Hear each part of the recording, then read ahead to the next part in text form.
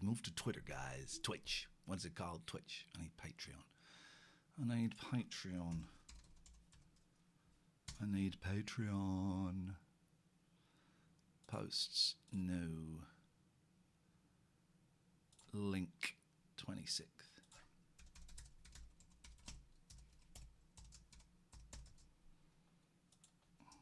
Thursday, 26th May, emergency stream. We have had to move to www.twitch.tv/TLNA. Public. Here we go.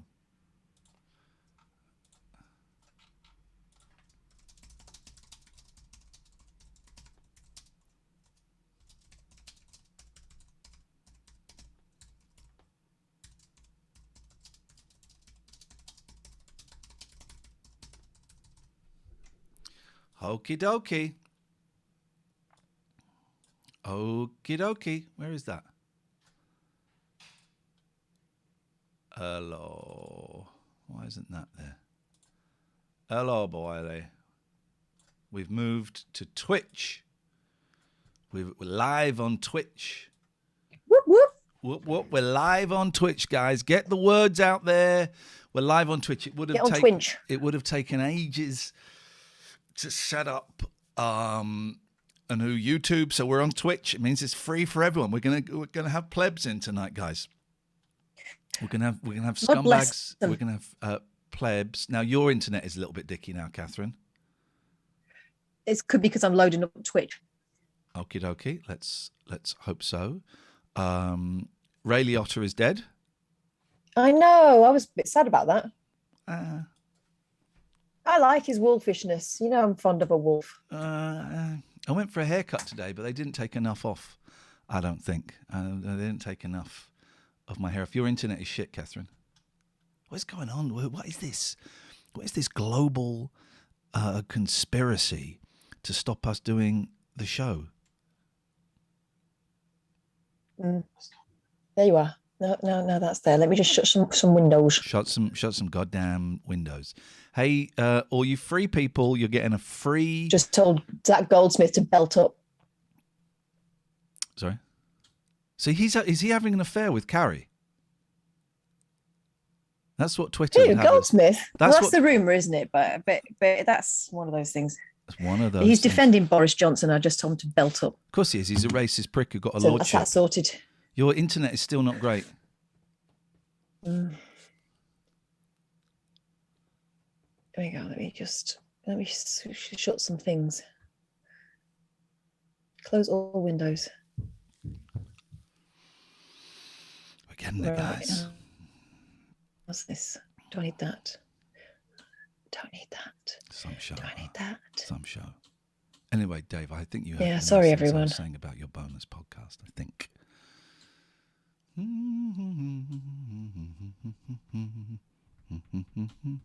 Is that better? What the fuck? Wave, just wave. I think that's better. I think that you can stop waving now. I think that's better. Do we have to start the whole thing again? Do we? No, I can't go back there. Cannot go back there.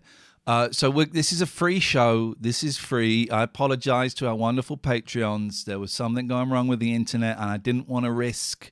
I've turned the computer off and on again. I've unplugged the router and plugged it back in again, and that should have fixed it, but I just didn't want to take the risk. So it's a free show. It's a free show. So yeah. Wow, someone's been banned already. Yeah, that was me. I can't even today, so they can piss off. Yeah. No one. Neither of us are in the mood. I'm in the mood. So if you got a tood, you're getting screwed. Is the message that we have here? Welcome to the show. What are we doing tonight, Catherine? What we're doing tonight is taking numbers, taking names, and chewing gum and kicking ass. Yeah. And I've run out of gum. Uh-oh. That's a line from a film. What is that? Big Trouble in Little China or something? No, I think I mangled it somewhat. Okay. Sparta says, Kath, it's great to hear you swear. You dirty pervert. No idea. You dirty pervert. So this is where we are. Let's put the link for the Zoom in. If anybody fancies joining us, you're very welcome. Have we got any unban requests? What is going on? God, let's have a look. It's been so long. Oh, it's that. Look, it's that. Let's have a look. It's also in Duke Nukem. Rowdy Roddy Piper, is it? From They Live? They Live, is it? Oh, okay. That's a great film, They Live. Didn't they remake that recently? By the way, tonight's show was going to be... I wanted to do it on House Party, because my boys were raving about House Party the other day, saying you can play games on it. Is that still a thing? No, it closed down in October of last year. Oh, so House Party. So I was all set going, right, we're going to get House Party. We're going to play games. And, but then House Party closed, Dave. House Party closed, David, in October of last year. So I hope that's not too... Do you have a draw on your forehead? No, I haven't. I never have done. You'd look great. I've got some paintbrushes here. It's quite... You'd look great with like black marker pen worry lines. And there are some there, look. But yeah, colour them in. You know, like when you're a kid and you draw a picture, and then to make it look really good, you draw around everything in black to make it stand out. You're an artist, you know that trick, right? You draw around everything in black to make it stand out. Do that with your worry lines. I mean, I'm going back a little bit, you know. So that's a suggestion. There's no way that's not an instruction at any point at all. I just wanted to jump in and ask a question. Just to confirm, are we live? Is this live or is this pre-recorded? Pre-recorded. Is it Memorex? Only you know. Only you know. On House Party, so obviously, like everybody, I used it for like the first 2 days of lockdown. Yeah. Like what I hated about it is you would just be clicking and suddenly you're jumping into someone's video chat. Oh. Or people could just join you. It was like I was talking with my sister-in-law and my nephew, and suddenly, he's 8. All of his friends were suddenly piling in, and you've got like a load of 8-year-olds on there. Weird. I only used it a few times, and of course we all know that Zoom sent out lies about it, saying, "Oh yeah, it's unsafe, and it's and all of that." Zoom killed it, right? That was the deal. Wasn't there a third one? There was Zoom. There was House Party. What was the third one that never really? That never took off. There was another one. Was it? There was Noel Edmonds' attempt to get his brand back. It was NTV. Christ knows what's going on at Ali Pally over there. Look, I mean, there we go. You all right, Alistair? You all right, Grandad? Oh, I've told you about that before, Ian. I've just told my boys.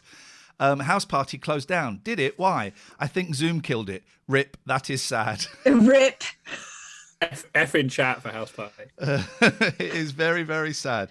Oh, hang on a minute. I've just missed a video call. Would you excuse me? I've got to take a video call from my youngest. Hold the line, please, everybody. He's probably got some thoughts on House Party. I'm doing a show. Are you sad about House Party? Hello? No, yes, but I also... hello. Hello. Yes? Oh, so yeah, I was sad about House Party, but also I just wanted to say that look, wait. Oh my God, what are they? Baking Club, and it's not finished, but we still need to add we still need to add the sauce, which we're just making. Baking Club. He's made some. What are they? What are they? Brownies? Wait, let me just look. Chocolate brownie cakes. Chocolate brownie cakes. This is what my boy's been making, everybody. Now, they look great, but I fear they may be poison. So if you'd like to send one over to me, I'll try it. I'm also afraid it's broken the first rule of Baking Club. What's the... Kim, bring those up. Bring a couple over tomorrow, please. Yeah. Is there anything you want to say to my fans?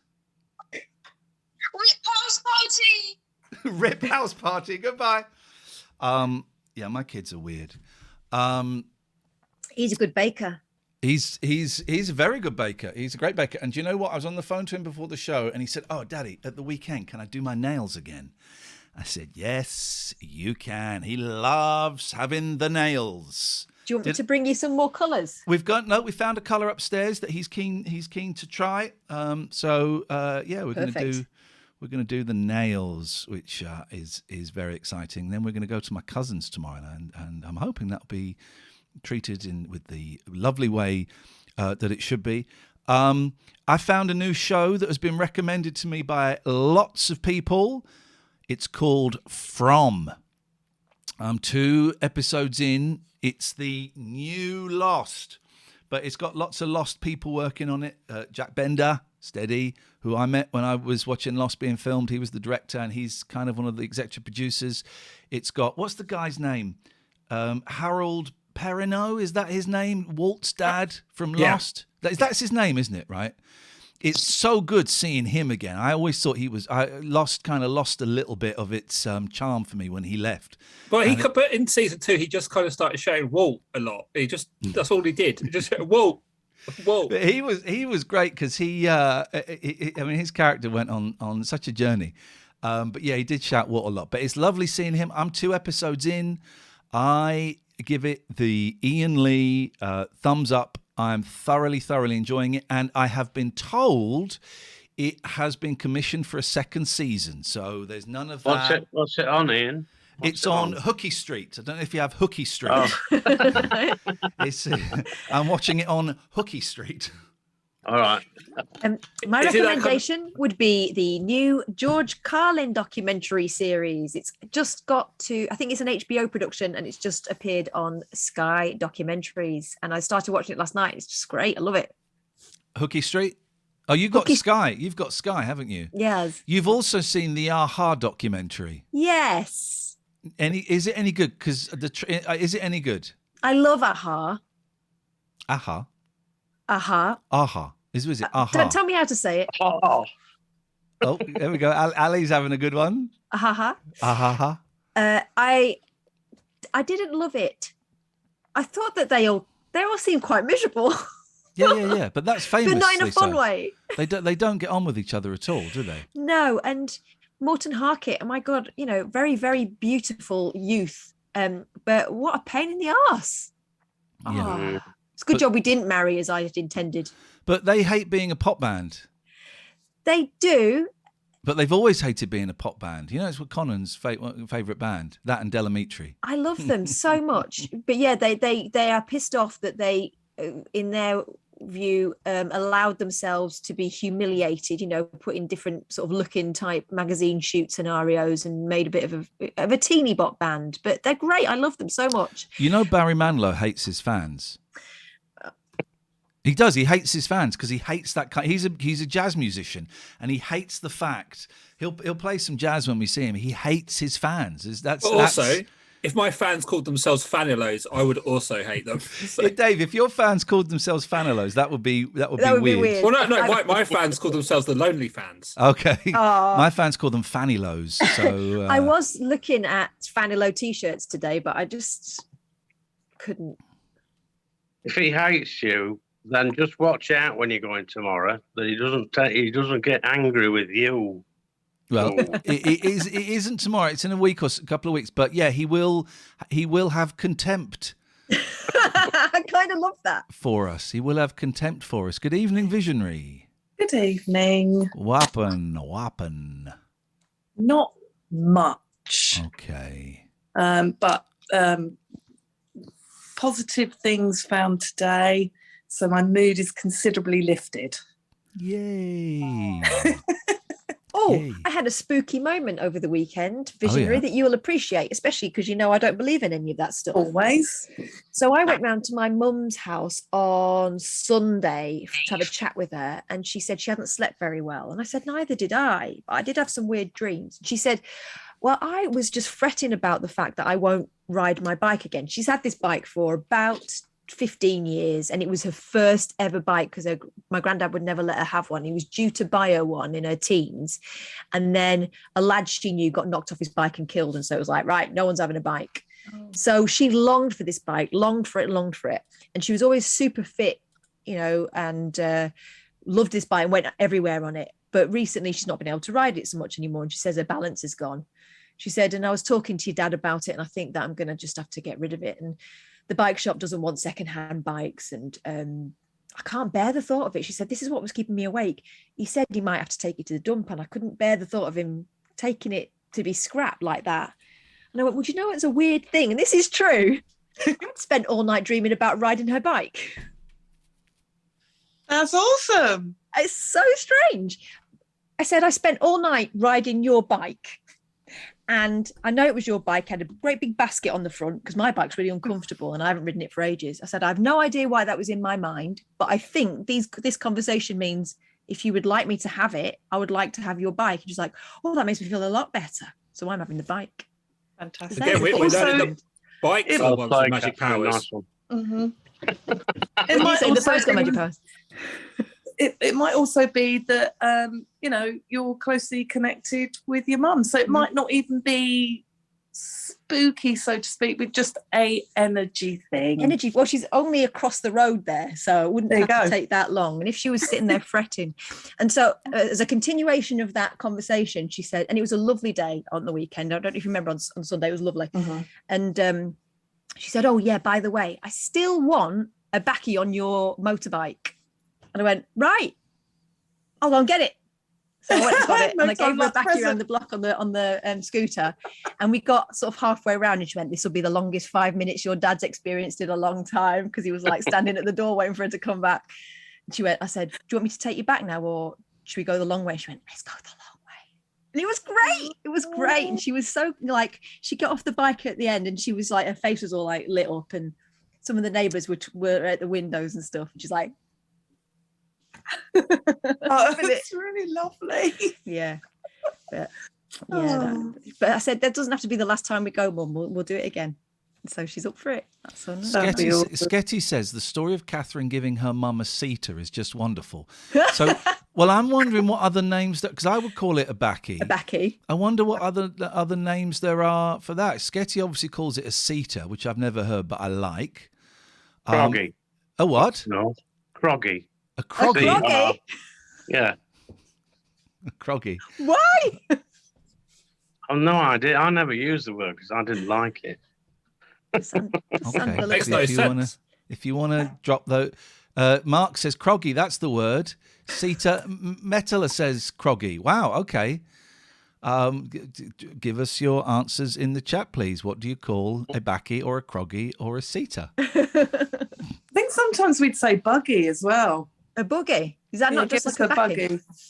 Yeah, just sometimes we just say give us a buggy instead of a backy. How do some kids ride bicycles with someone sitting on the handlebars? That's a very skill. dangerously. Yeah, that's a skill, isn't it? When I was about 12, my boyfriend at the time, Neil, had a BMX with trick nuts, and I used to ride on that. And you've got to be really careful, because if you relax too much, you burn the inside of your shins. Yeah. Someone's calling it a zoot. I don't think that you know what. That's not what a zoot is.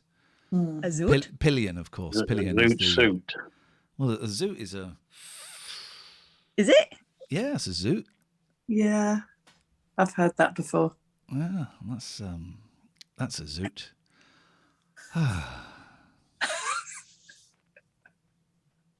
I'm finding it hard to get into the character, so I'm not going to be the character tonight. I'm going to be me. I have to go to 4 Extra tomorrow and record 7 days worth of links in 2 hours. It's fucking hard work. The first 3 days are easy because you just go in and everyone else writes it. It's all like people like Jake Yapp and Paul Garner and John Holmes.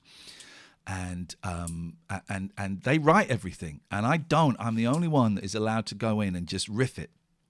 And the first 3 days are easy. Hey, whoa, hey guys, how's it going? Whoa, hey, then by the time you get to like Wednesday, Thursday, it slows down a bit, and then the last 3 days, Jesus Christ, man, you just keep going. Wait, hang on, give me a second. It's hard to keep the spontaneous improvisation going over an hour. That's that, that whole hey, it's hard to do, and I'm kind of dreading it. I'm kind of dreading it tomorrow. I got to get up really early to leave. Are you feeling any better, Ian, from yesterday? No, about the same. No is the answer to that. Today has been a tough day. Talking to my sponsor a lot. Spent quite a lot of time in that marathon meeting. Alistair, today's been a tough day. There's a step 9 I'm stuck in, Alistair. I'm stuck in a step 9. It's pretty obvious who it is, and I'm really struggling. I've had to write a letter today, and it's been so painful. So the answer is, I guess, no, but maybe slightly, because I'm talking a little bit faster. I'm slightly concerned that I've lost a stone in weight, and I have no appetite at all. No appetite. I'm having to make myself eat, and then I feel kind of bloated, and I feel kind of nauseous because I'm not hungry, but I'm still losing weight. I was 5. It's not quite a stone. I was 5'4" like a week ago, and now I'm about 14.8. 15. I was 15.4, and now I'm about 14.8, and it's just going, and it's not. I'm not ill. It's not. I don't go like cancer or anything like that. I'm not worried about that. It's just I have absolutely no appetite. I didn't eat at all last weekend. Are you breathing right? No. But it's weird. It's weird how physical this has been. It's just been not long COVID, is it? No. Rather than anything like that, or infection. No, it's mental. It's mental. There's no.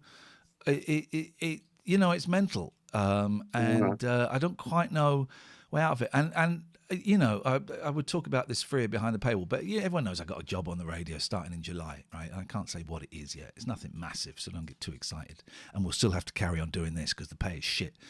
Back to Talk Radio, eh? Back to Talk Radio, doing the breakfast show on Talk. Filling in for Julia. And I have phoned up my agent. I have sent an email to the guy who runs the station going, I don't think I can fucking do this, man. I don't think I can do this. It's, I haven't done a show for 2 years. I haven't done a radio show for 2 years. Haven't done a breakfast show in 8 years. And right now, I can't, even do like an hour. I couldn't do an hour last night. How the hell am I supposed to do? I don't think I can do it. And they're all like, yeah, well, you can do it. You can. Ian, can I suggest you do what you do on Twitch? Just put some Des O'Connor Price is Right, or take your pick on. Yeah. I could do that. There's going to be a lot of music and stuff on there, but it's now, it's I don't know. Anyway, so the answer to your question, Alistair, is no. I do not feel any better. I feel like shit. But thank you for asking. You're in my prayers to my higher power. Thank you very much, Catherine. Thank you. And things going on there with you, but I'll just say my little piece. You've noticed me smoking, right? I've been on the Alan Carr seminar online today to give up smoking. Right. And it worked for 4 hours. And do it again. It's weird that certainly my physical reaction to the smoking is different. Because I don't smoke so much, it makes me feel physically sick. Mm.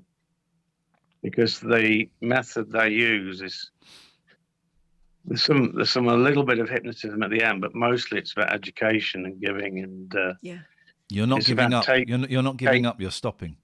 Yeah, taking you back to when you had your first cigarette when I was 12, and I was in bed all afternoon because it was horrible. Can I ask a serious question, Alistair? Because I think I may have misunderstood. This isn't a game. Did you say Alan Carr? Yeah. It's another Alan Carr. Right, I was going to say, because that wasn't adding up to me. He came up with, this was years ago, the easy way to stop smoking. Right. And it's how I gave up smoking. I gave up I gave up with the book for a little bit. Then I went on to the day. I went to the day, and I gave up smoking for 9 months. But I was still using street drugs, so it was very, very weird. But yeah, that's how I gave up with the Alan Carr Easy Way to Stop Smoking. I would suggest do the seminar again, because I read the book 3 times, and on the 3rd time it was like, oh shit, okay, yeah, I got it. I must be highly suggestible then, because I'd given up by about halfway through the book. Right. Had you been smoking long, Catherine? I was a social smoker. So I smoked probably between the age of 17 and 26. Yeah. But, I wasn't a proper smoker in my head at all. And then you get to the chapter about if you're a social smoker, you're even more determined to pick up the addiction every time or pick up the habit every time. There was something like that. And I went, oh, shit. I was reading all this going, well, that's not me. I don't have to go and, I've not got set times of the day when I need to smoke or anything like that. It's like, no, but you pick it up every weekend when you don't need to. And another thing that shocked me was, I think amongst young women, certainly in my friendship group, gosh. What? I just clicked on the hashtag BBC. Oh my God. What did you think you were going to see? Holy shit. I thought I was going to see the BBC. Jesus Christ.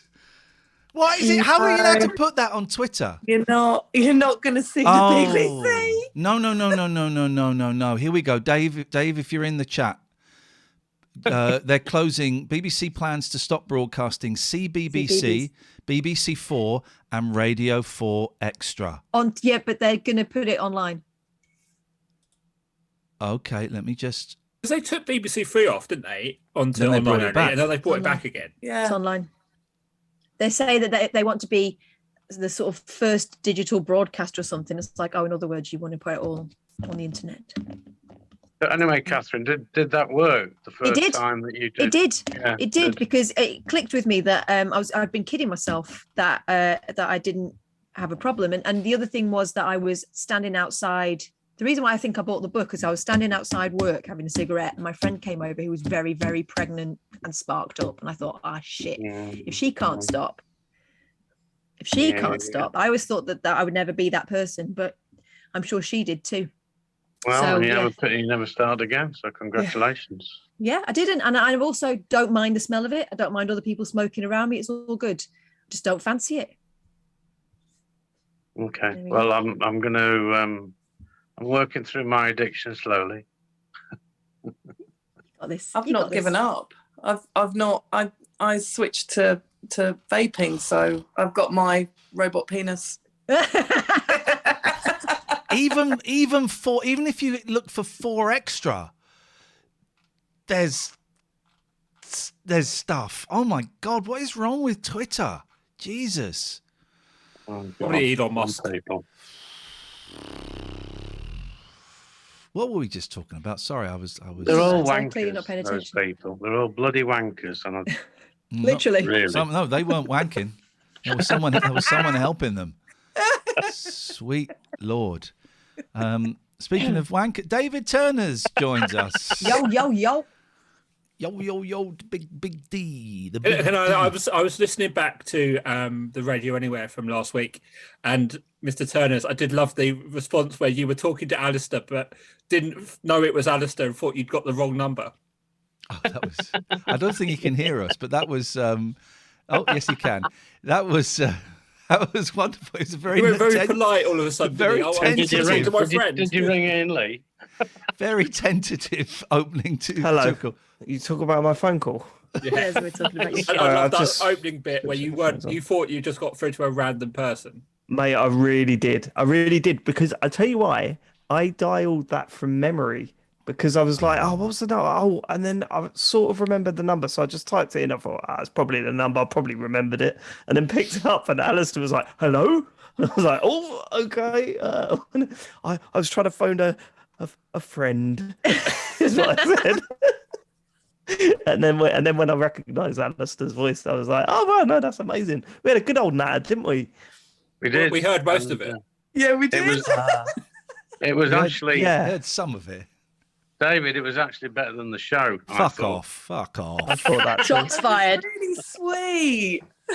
It was two. It was like a granddad and his grandson. Who knows? Do you think Ian's just a little bit jealous that we sort of connected in that call? And he was like, "Oh, I was doing a bit and wasn't a part of it." I tell you, it was jealous. Your brother-in-law Gatford, David, because that's why is this happening? That's his. Why that's is his this? role. Why this is? I think I can get the big G involved now. Okay, I think I can. I think it's got to that point where I can get the big. Look, I'd love to be related to Gatford. Are you a racist as well? Apart from that bit, that's everyone's got a racist in their family, right? That's if you haven't, it's you. Oh well, I think I'm okay then. You've not heard from my dad. Hello, yeah, I just wanted to pop in and see how it's been such a long time since I popped in, so I wanted to say hello to everybody. You all right? What we doing? Yeah. Respect. Is that what we do? That doesn't sound like it. That sounds like everyone's saying everything's all right when it isn't. Oh, here he is. Oh, look. We're going to have to... What are you doing here? Hello, all. Yeah. Our uncle Gary. told us not to be on the same Zoom call. Really? Yeah. I just can't work out how we're related, David, but I'd love the fact that it was true, but... We're not. Well, the way Ian explained it was you were related by sex. See the sex or blood. I can confirm David and I have never had sex. So okay. All right, mate. All right. Yes. Yeah, I can confirm that too. It was making love. How are you doing, David Turners? Shit, mate. I'm having the worst time of my life at the moment. It's awful. But, getting through it, I think. I don't know, man. We lost someone very important to us a couple of weeks ago, and it has left this massive hole in our lives. And it's been really, really, really shit. And it's my condolences. Cheers, mate. And Get the name right of the person you're sending your condolences to. No, I don't know. David, he don't give a shit. Yeah, but I want to know the name that he called. I'm sure he said Nigel.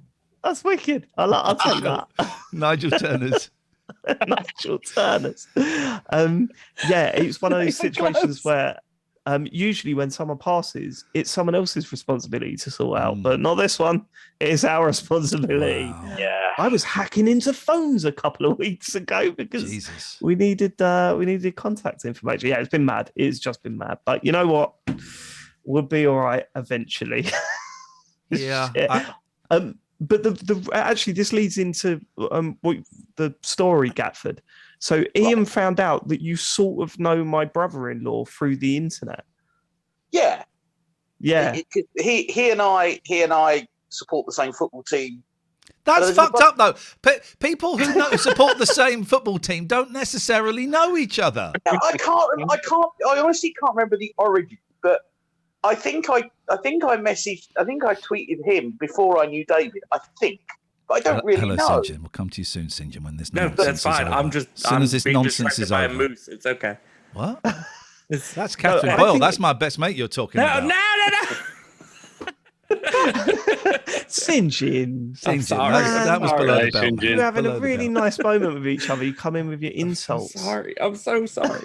I can't help myself. I need to go and be really nerdy and play D&D. Very aggressive. Hang on, David Scott, are you off, did you say? Yeah, I need to go and play D&D and be really nerdy. So have fun. This isn't nerdy enough for you? Yeah, this isn't nerdy enough for you? Jeez. Okay, all right, David, have fun. He's off to get his real geek badge. There we go. I'm surprised you haven't tried that on stream yet, D&D. Ian. I would love to play D&D, but I would actually. When I was at school, when I was about 14, 15, we tried to get a few rounds of D&D going, except we never played D&D. We played alternate role-playing games. So the games that we tried to play a game called Golden Heroes that was like superheroes. That didn't really work. Then we played the role-playing game of Indiana Jones and Raiders of the Lost Ark, right? And so we're playing it, and our friend Wayne was like the dungeon master. And every time we try and do something that strayed from the film, he go, "No, you can't do that." We go, "You can't do that." So, well, what? So what? We got to do what they do in the film. And he'd look at the rules and go, "Yeah, you got to do." Shit, that's not a game. So we had about 3 lunchtimes just rolling dice and doing what they do in the film. We played that. I think we had like a Star Trek role-playing game as well. But they never really took off. They were too complicated to get going. You need someone in charge. D&D is more complicated than Star Wars. I feel like. Yeah, exactly. Well, Star Trek, I said actually. Sorry, same thing. You need to get yourself down to a Games Workshop. Been there. Did that with the boys. We went for a model painting session, which the boys loved, and then they try and get you to play their game. Now, the Games Workshop game is shit, because what it is you have like a row of soldiers. Tape measure out. It's tape measures. It's all. You have a row of soldiers, then you throw a dice, and then whatever the number is, you have to measure the millimeters that you move forward, and it's like, for fuck's sake, man, just let them have a fucking battle, Catherine. I know this. I grew up around war games. I say around them. I grew up in a different room, not allowed to go in because of the war games. Yeah, right. Really? I did the same with Harry. I took him into a Games Workshop, and I was like, wouldn't this be great for him to get into? The models are cool, creativity with the painting and stuff. So we spoke to the staff in there, and they were talking about the games, and Harry was looking at all the models and that. And he said, here's a starter set here. It's about a box about that much. There we go. It's £120. There we go. Like, we'll think about it. We'll just go and we'll be back. We'll come back about. See, I can't do that. I ended up spending about 60 quid after we'd been in there playing, because I can't say no in those. Really? So I went, yeah, sure. Of course, the boys never opened those boxes ever again. Cop Bongo's furious. Now you're conflating Warhammer with D&D. We are implying they exist within the same universe. That is correct. We moved on, didn't we? We're allowed to move on to different subjects. Yeah. At least you within the same shop. I mentioned Games Workshop, so it's the same genre, surely. Okay, now you are literally just upsetting them. Can you talk to your relative, please? Tell him to pipe down. I just want to acknowledge the presence of Laura. Hello, Laura. You don't have to unmute if you don't want. You're welcome to unmute if you do want. It's if you just want to hang out and feel the vibe of just, some guys and girls just we're not getting it on, but just chilling. You're very, very welcome, Laura. Never know where this is going. Yes, we do. We know exactly where it's going. No one's touching my vibe. Hello, Sinjano. Hello. How's it going? I can see your Jaxie. Yep, I can see your Jaxie. Right on screen. There he is. Jaxie is the name of the dog. Yeah. How's it going, guys? It's really shit. How's it going with you, man? I'm surprised you're not doing something on YouTube. Oh, it's fucking terrible. It's the worst time of my life around here, but you're in the right place. Wow. Everyone, what is going on? Everyone has been. It's been shit from 2019 for us. I was about to say it was just COVID. Yeah. Every year, this is the year. It's going to get another thing. Yeah. Bloody hell. I hope you're all right. You got a wicked dog there with you, though, and now I want one. Yeah, he's the only thing that's keeping me together, to be fair. Animals do it. Yeah, so I'm happy to. Animals do it, don't they?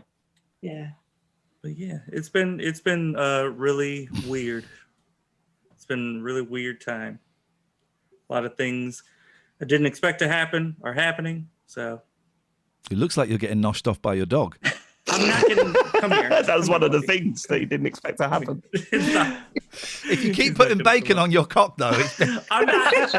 Bacon is expensive nowadays, man. I don't have time for that or money for that.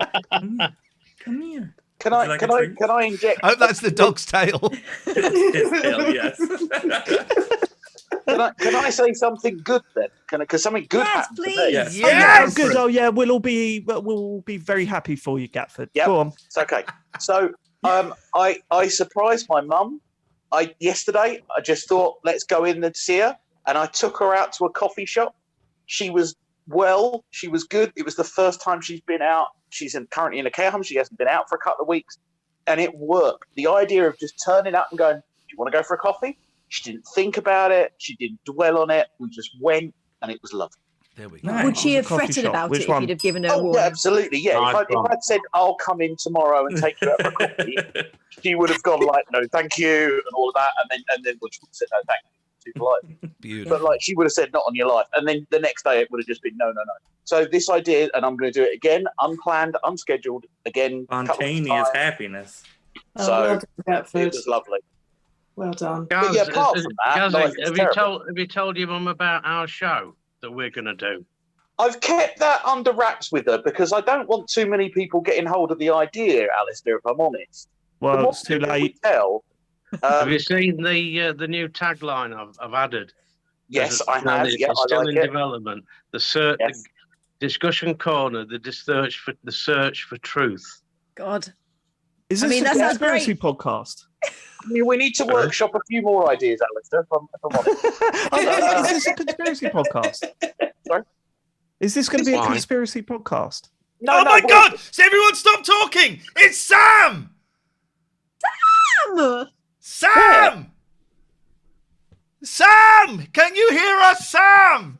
Yes. Oh, Sam, I miss you. This is, for those who don't know, this was the third wheel in a three-wheeled show we did on Talk Radio. This is actual Sam. Jesus Christ, man! How lovely to see you.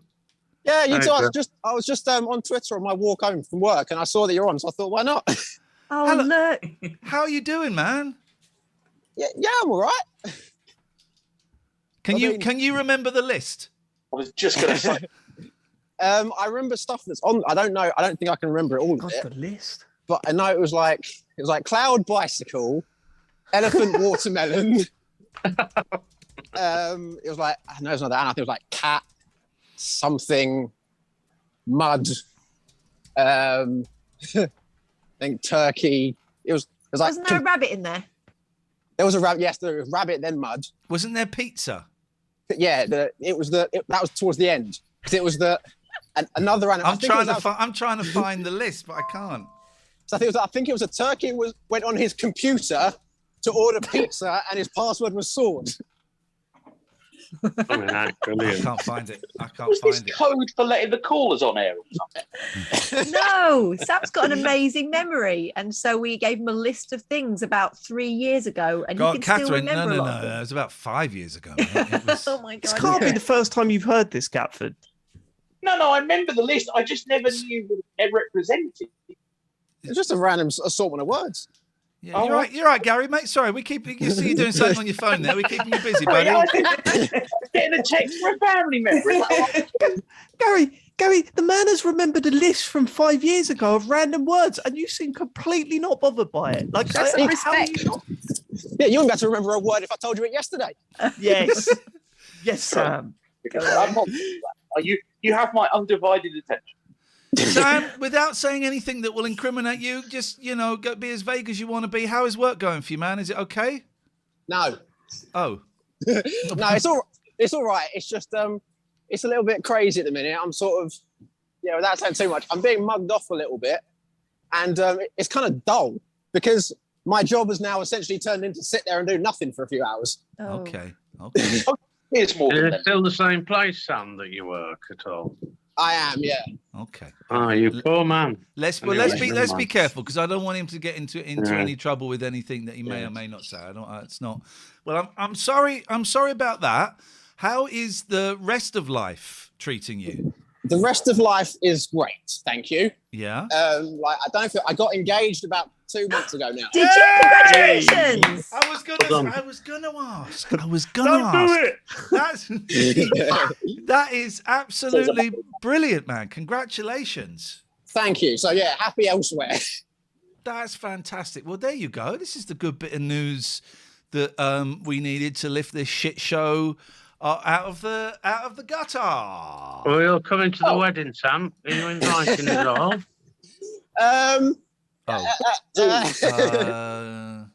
Ian, your best man speech is going to be amazing, man. It is. I will say that she did ask me that I should ask Ian if he wanted to MC it. I will fucking MC the shit out of your wedding. Or are you still ordained? Oh fuck yeah, I am. I can do weddings. I've got my wedding, my holy thing up there. I can do weddings. Yes, I would love to. I would love to do the wedding. I can do the wedding, and I can also do the disco afterwards. That is not a problem. Amazing. Okay, well, it's Good Friday 2024. Put it in your diary. Fuck. Oh, you want to Get your them? All practices. right. Fuck now. You can live stream it on Twitch because I want to hear halfway through the ceremony you thank him for people for subscribing. Wow, that's incredible, man! Congratulations. Well done, man. Just Twitch get involved. Yeah, get some Twitch action going on. We need to. We should. Well, we never. I never come in. So I never come into London. I'm in Oxford Street tomorrow, but we never come into London anymore, do we? Really, Catherine? I would make the effort. I would make the effort for Sam. I would make the effort for you, Sam. We should let's have some food or something. That means I've got to go into fine. Yeah, no, I'd love to. No. For those who maybe didn't know, Sam was answered the phones. I kept arguing that he should be a producer, and they kept going, no, I can't be a producer. He's blah, blah, blah. When he was basically producing the show on a fairly regular basis. Are you a producer yet? No. I mean, they've changed my job title so it includes the word producer. Oh. Okay. But no, I do it occasionally. I tend to be the standard cover producer if they need one for an evening. Okay. But hey ho. Okay. Well, at least you still got a fucking job. Anyway. Anyway, we're doing pretend radio from home. So no different. So that's fine. Sam, you don't know our friend St. John. St. John's live in America right now. Oh, amazing. Hello. Hello. How's it going? Yeah, congratulations on being engaged. Oh, thank you. I got a minute. St. John's going through a divorce at this precise moment in time. So, hence the slight tone in that. Good luck with your happiness and all that shit. Hands up, everyone. Hands up, everyone who's been married, and hands up if that marriage is still going. Okay, right. Oh boy, that was a small demographic. Yeah, I don't know how long. I mean, I assume that hand will be down at some point. I don't go anywhere near. The passage. What? Is that a new perfume by Johnny Depp? Sam, I don't know if you heard, but Ray Liotta has died. I don't know if that impacts.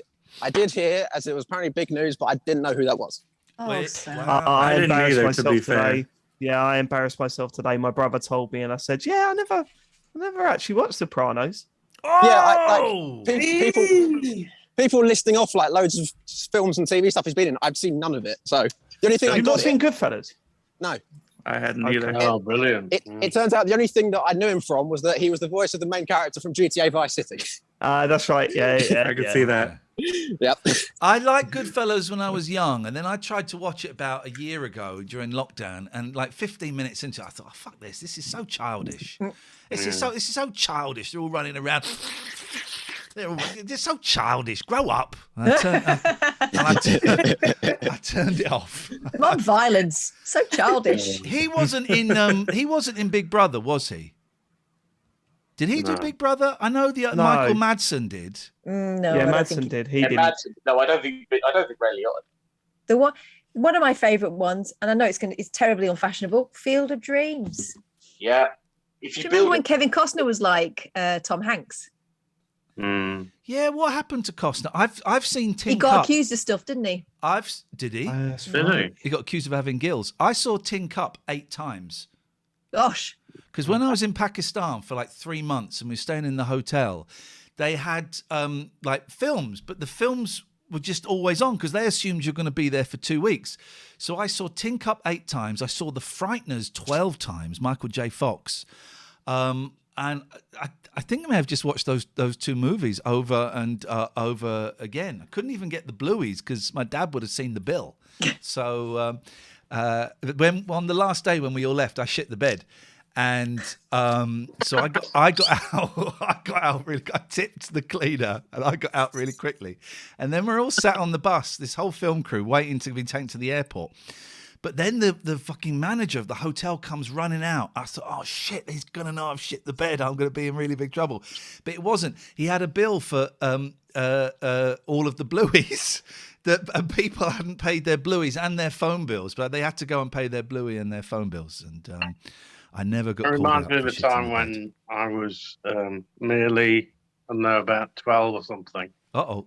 And I was in the church choir. Oh, God, here we go. I was a choir boy. I don't like where this is going. And I went on a choir course with my brother. And the last day of that, I pissed the bed. And you're right, I couldn't get out of there fast enough. Yeah, it was traumatic. But yes, it was choirs. Yeah. Keep away from them. My mum used to work in a hotel and remembers a particularly vociferous complainant telling the reception very loudly that someone else must have come in her room and pissed the bed because it was disgusting up there and they needed to clean it up now. Wowzers. Look, me and my brother once found my dad's stash of blueies. Do you want to tell that story? No, please do. we behind there was a little cabinet thing where we had the video player, and there was like this loose panel behind it. God! We got rid of it. Like we moved it, and there was 4 VHSs behind it. Right. Oh. I believe that's known as a hidey There was hole. no one else home. Yep, no one else home. So we picked up the VHS, we put it in. Saw it was a bluey. It was a bluey. So we hid one. We just took one and hid it. Wow. So next time we went to his he started little shouting, "Who's stolen my bluey?" Very bold there move. there was one missing. So 25% of the stock. Yep, 25% of his paw was missing. So Sunday lunch, we'd be sitting there, and I know my dad was just sitting at the head of the table, just.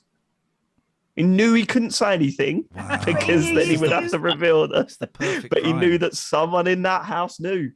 How old were you, Dave, at the time? How old were you? Oh, God, I must have been 14, 13, something like that. Age. Perfect. Yeah, but you didn't watch it then? You wouldn't have watched it then? No, we just hid it. No, we just hid it. We didn't have like video players in our room or whatever. We just hid it. And then I think about a year later, we put it back. Just to mess with his mind. Yep, just to mess with his head.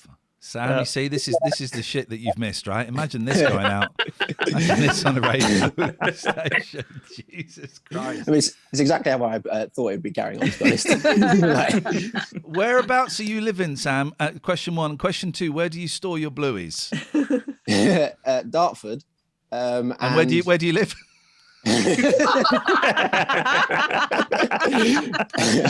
And the internet. Kids. Yeah, that's a thing of the past, isn't it? You don't have a stash anymore. Yeah. Well, some of us traditionalists. Well, you might have a hard drive. It depends. Yeah, I found my dad's. He never had Louis videos, but I found his magazines at the back of his wardrobe under the shoes, and I was young when I found them. That was like, what the fuck is this? And it was weird, right? It was really old fashioned. It was 70s. And what I remember about it was it came with a flexi disc, right? Oh God. A what? A flexi disc. What, a soundtrack. Yeah. But what it was, I remember it. What it was a woman. It was a sexy woman, and I never listened to the record, so I don't know what was on the record. But the pictures were a sexy woman interviewing this man's cock. And there's a podcast in this. And the flexi disc was the audio of that interview. So it's a woman, and she's got a microphone, and she's like, so it's pictures of her like that, and then your sister just joined us. Oh, whoa! Has she? This reminds me. Whoa! Okay. Okay.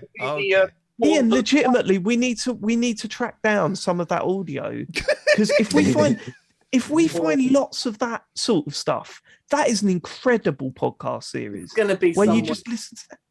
there's got to be a. There will be. If anyone, if anyone can find that magazine from the Suddenly late David 70s. Turners is interested in doing his own research. Oh, mate. I remember one. Just On one magazine. Looks very focused right now. On one magazine, they were. I mean, I did partake in some porn magazines when I was a lot younger. Well, you needed the cash. Put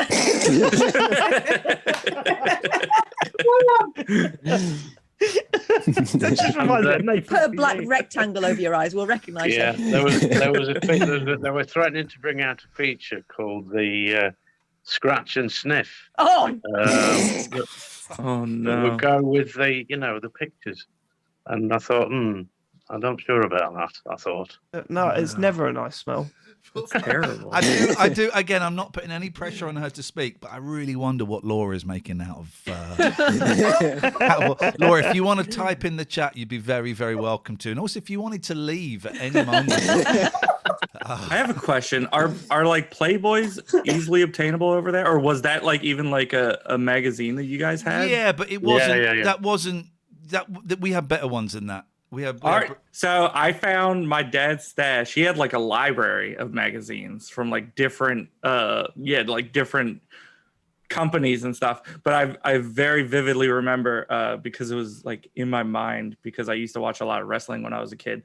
The wrestler Chyna, the big like broad lady, she posed for Playboy, and that was like my first like ever like magazine that I saw of that, and I took it and I just kept it forever. It's up on the wall. Actually, I'm quite interested, Sinjin, because over here there was this weird trend, right? And it was more than just one magazine. There was about 8 of them, right? Back when magazines were a big thing, where they took sort of naked ladies and cars and made magazines at like Men and Motors. Granada Men and Motors. And like, it was a big thing over here, and I've never understood it. I've never understood it. It was always It's like a magazine with a and naked stuff over lady here. and a Ford Escort. I don't get the link at all. But Body work. Yeah, but you got to be a real man, Dave. You got to be a real man too. I'm definitely not a real man. I saw a magazine photo shoot happening on the streets of London once. I was driving through central London in my mum's Nissan Micra, and I was driving through like a little quiet street, and I saw a guy with a camera and a woman in a fur coat with high heels, and I thought, oh fucking hell, hang on a second, I know what this is. And so I drove really, really slowly, and I was right. Fur coat came off. She's in red suzzies, red bra, and that was it. And she's like doing all these pictures. Knickers. Fur coat, no knickers. I don't think she had any knickers. And so I'm, watching. And then she looked over and she saw the car, and she came to lean on the car, and I went, no, and I drove off very, very quickly. My mum will kill me. Laura says this is exactly what I tuned in for. Okay, Laura's, but it was, I saw that happening. It was something. You see some else. weird. How do you come across this stuff? He really does. We see all the things. That time we saw the people on the A41. Dave knows. No. Pants around his ankles on the A41, Sam. We saw dirty doggers. It was nighttime. There were 2 cars. It wasn't that dark though, was it? It wasn't that dark. The first lay-by after the M25, if you want to go, 2 cars. The car in front had the passenger door open, and there was a guy. I thought it was just the window. No, it was the door was open, I think. All right, I thought just. And the guy was stood up against it with his trousers and his pants around his ankles, and you could see his bare bum. And Tell Sam what you did at the next time you drove past it. Oh, it was his turn. Well, I drove. Catherine was a bit sad. I said, "Yeah, I know what you need." So we pulled into it. I said, "What are you doing?" And then I started flashing my lights and putting the hazards on. And the car behind us, either opened the door or he started flashing his lights. And Catherine said, "Get the fuck out of here!" He said, "If he gets out of his car, I'm going to shit myself." He might be into that though. You don't know. Well, God, Laura says was catching up on podcasts. Oh God, look, we're so predictable today, and heard you talking about the bum on the A1. The 13th of April. God, we're going around in circles, Laura. We're repeating old material. Well, I've missed it. So can you please repeat everything from the last 2 years? Yes. Hold on, I've got to go and put a lampshade on my head. Oh, Jason, you are not called a hard shoulder for nothing. I'll tell you. Gary, Gary thing again where he's leaning back and then looking away from the camera every now and then. Yeah. I'll check the fridge. Give us a little fridge challenge, Gatford. Let's do it. Yeah, come on. That's right. I don't know what's in there, so it could be interesting. Here we go, Sam. So, Sam, we're gonna play a game. I tell you what. Sam will ace this. Why don't you? Right. So it's going to be Sam versus David Turner's. You got to remember what is in Gary's fridge. All right. Okay. Just taking the. Can me and Visionary go together, please? All right, and I tell you what, everyone can play it. Me and Catherine will sit it out. Everyone can play it. Okay, so right, sort of, yeah, ready. Just what are you removing? No, I didn't. Medication. So I thought, Oh, okay. You don't need to see meds. Okay, so you've got 30 seconds. Your time starts now. Can you even see that? I can't see Bigger? Oh, that's perfect. Okay. Yeah.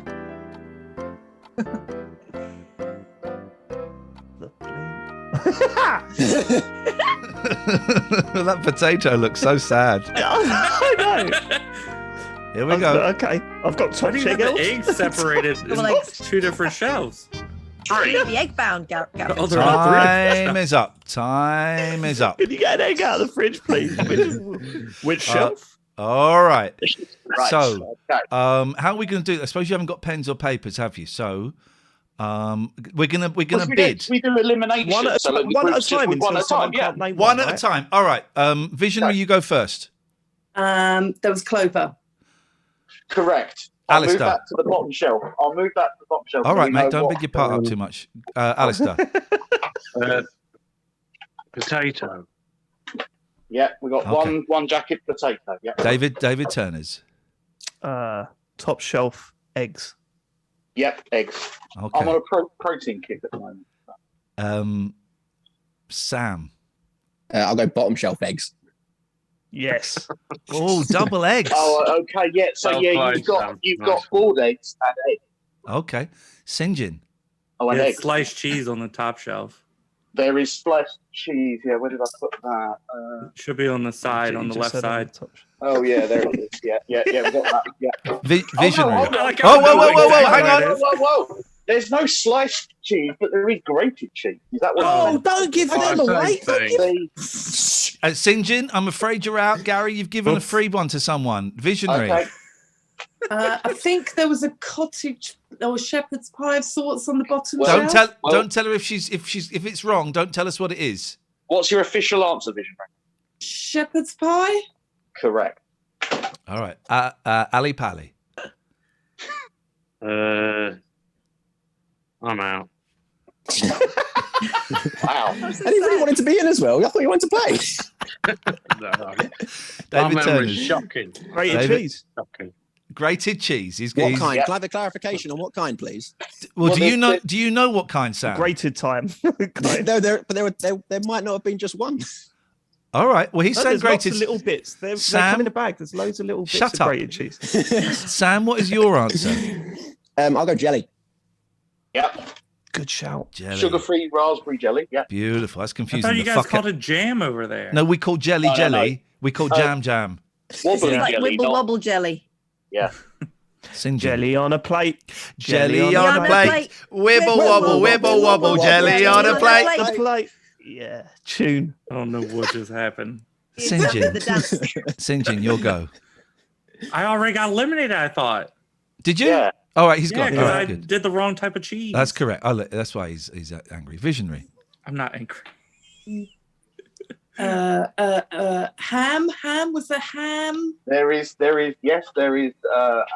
Why is everyone repeating the words over and over again when it comes to Go ham? for it, Visionary. I want you to win. Shut up, Alistair. David. So if I say something that's already been said, am I out? Well, yeah, of course. Right. Okay. Okay. So I think I saw. I could be wrong, but a ready-made burger. No. There's no rustlers in there. I thought it was a rustler, like a rustler. No rustlers in there. All right, it's between Sam and Visionary. Sam. This thing, someone said cheese over. There was grated mozzarella on the top. Well done. Yeah, there is grated mozzarella. Yeah, well done. Sam's got that. Visionary.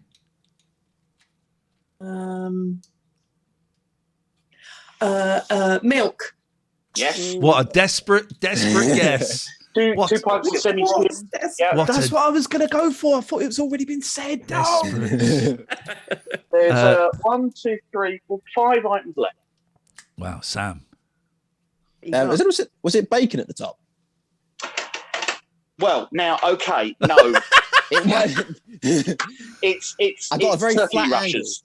It's turkey rashers, so it looks like bacon. So I think we'd have to give him that on a technicality. All right, we'll give him that. Okay.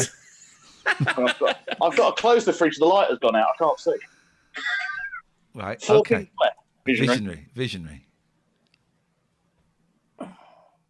There's three left. Sorry. 3. He's just eaten one. Yeah. Now, was there like lettuce or something like at the back? No, sorry. All right. So for Sam to win this, he has to get the next one right. Come on, Sam. Well, did you take the other cheese? There was another cheese at the top. I can't remember what the red one is. It's also grated cheese, isn't it? It is red. I can give you that. It's grated mature cheddar. Sam, ladies and gentlemen. Oh, Visionary, you got absolutely screwed there. That was outrageous. Two things I'd like to say about that. Firstly, Sam, no offense, mate, you seem like a nice guy, but I'm going to go against you here. Right? Firstly, I said the grated cheese, right? Yeah, but you didn't specify. But it still counts, right? Because I got through. Secondly, is it bacon? No, but it looks like it. So I guess you go through to the next round. What was that? Don't be jealous. Earlier on, Dave, you were like, "Oh, listen up, Gary. Sam's talking." Now who's against Sam? No, I'm against Sam. Well, no, it's not Sam's fault. It's not Sam's fault. It's whoever was running that game. That'd be Ian Lee, the host of the show. Yeah, well, that'd be Ian then, wouldn't it? Excuse me, it's not my fridge. It's not my rules. That's what goes on there. Look at this. I'm nearly 50 years old and we're playing Guess What's in a Man's Fridge. So what do I win? The contents of my fridge. Send me your address, I'll post them to you. What's over on your right-hand side, Gary? What? You just keep going. Well, no, because I'm trying to. I don't know. I'm not very good at this. I'm not a professional podcaster like you with a camera. You will be when we find all those mucky audio things. I'm not going anywhere near them. I'm sticking to politics with Alistair. All right, that's what we're doing. Okay, yeah. That's a shame. Dave, there is a place for you to there is a spot on Discussion Corner if you want to come in. Yeah, I'll be all over that. Don't you worry about that. You get How are you going to find the time to work on big disc energy? To be fair, David's already on the list as a relation, so I mean, we're going to keep on anyway. I think actually Gary was saying, "Would you want to come on instead of Gary?" That's where he was going. Right, okay. It's actually a successful move for the podcast, in my opinion. Creative differences from the out. Sinjin, how has your streaming been going? It's been going okay. I took a break for like a month to deal with like the whole divorce thing, and I feel like my numbers kind of fell off a little bit. But other than that, it's been interesting. Couple of numbers. What are you streaming? I'm doing just anything, literally, like just to like kind of keep my mind busy too. Like I've been like streaming me like cleaning the house or doing work. We did workouts yesterday. Ian and Kath like ruined my legs. Oh, dude, my legs are still hurting from it. Like I've been going outside and just doing outside chats like in the sun because it's just been good to like feel the sun. Do you find it helpful, right? Sometimes. I think it's just like a good distraction. It's the thing. The thing I never liked about Twitch is you take a week off, you take a month off, your numbers are fucked, man. You've got everyone kind of goes. It's that constant grind, and a load of Twitch streamers have had burnout. I think a couple have taken their own lives, and it is a relentless. I mean, I know we got paid by Twitch, but I think they're scam merchants taking 50% of what the artist takes. I think that is outrageous. But they're changing the partner payout, or they've talked about changing the partner payout. So it was like discussed with Bloomberg, I think, where they want to reduce the partner payout to like 50-50, like so the same as affiliates. Obviously, it probably wouldn't happen for like the top dogs of Twitch that get like probably like a 70-30 cut. But there's a lot of people that are partners that like have like moderate numbers. It's nothing crazy or anything like that, and that's gonna. I thought partner was 50. I thought partner was 50-50, except for tier 3 where it was 70-30. Yeah, so it's different. Tier 2 and tier 3s can have. It's all different contracts, but they're trying to make it like baseline, like everybody that's partner that's not like part of like the top 0.03% would be getting 50-50. There was a lot of didn't they also in that same announcement talk about changing the rules about what else you can stream on as well? Like, because that was one of the issues, there's no more exclusivity clause or anything, which I think a lot of people are going to take advantage of and just stream wherever they want now. Whoa, nice. David's being robbed. There's a burglar. It's Harry. You remember Ian, don't you? Name? Come and say hello, a little wave. Hey man, how you doing? Practically the same person looking. Practically the same person. I better go sort him out. But it's been lovely talking to you all. I better do the offs. See you, Dave. Great to see you. Bye-bye. Bye. I'm gonna take this opportunity to jump off as well. Take care, guys, and girls. All right. Anyone else? Ring me. Anyone else? I'll be in touch. Okay. I don't have shit to do, so here I am. I think Twitch is a right old swizz. I mean, when we ended our contract with them, we had to be asked to be taken down from partner to affiliate because they wouldn't let us stream on YouTube. Not even at the same time. They wouldn't let us start a stream on Twitch and then move to YouTube. And we're going, but loads of your big hitters get that. And the guy said, no, they don't. No one gets that. I said, yeah, they do. They do. Give it to us. And he went, no. We went, all right, well, we'll go down to affiliate then, you absolute scammers. You know what's interesting is the amount of people, because technically you're still not supposed to stream on 2 platforms at the same time, even if you're affiliate. And the amount of people that like stream on TikTok at the same time as streaming on like Twitch is crazy. Yeah. Like it's so insane. Just can you not make?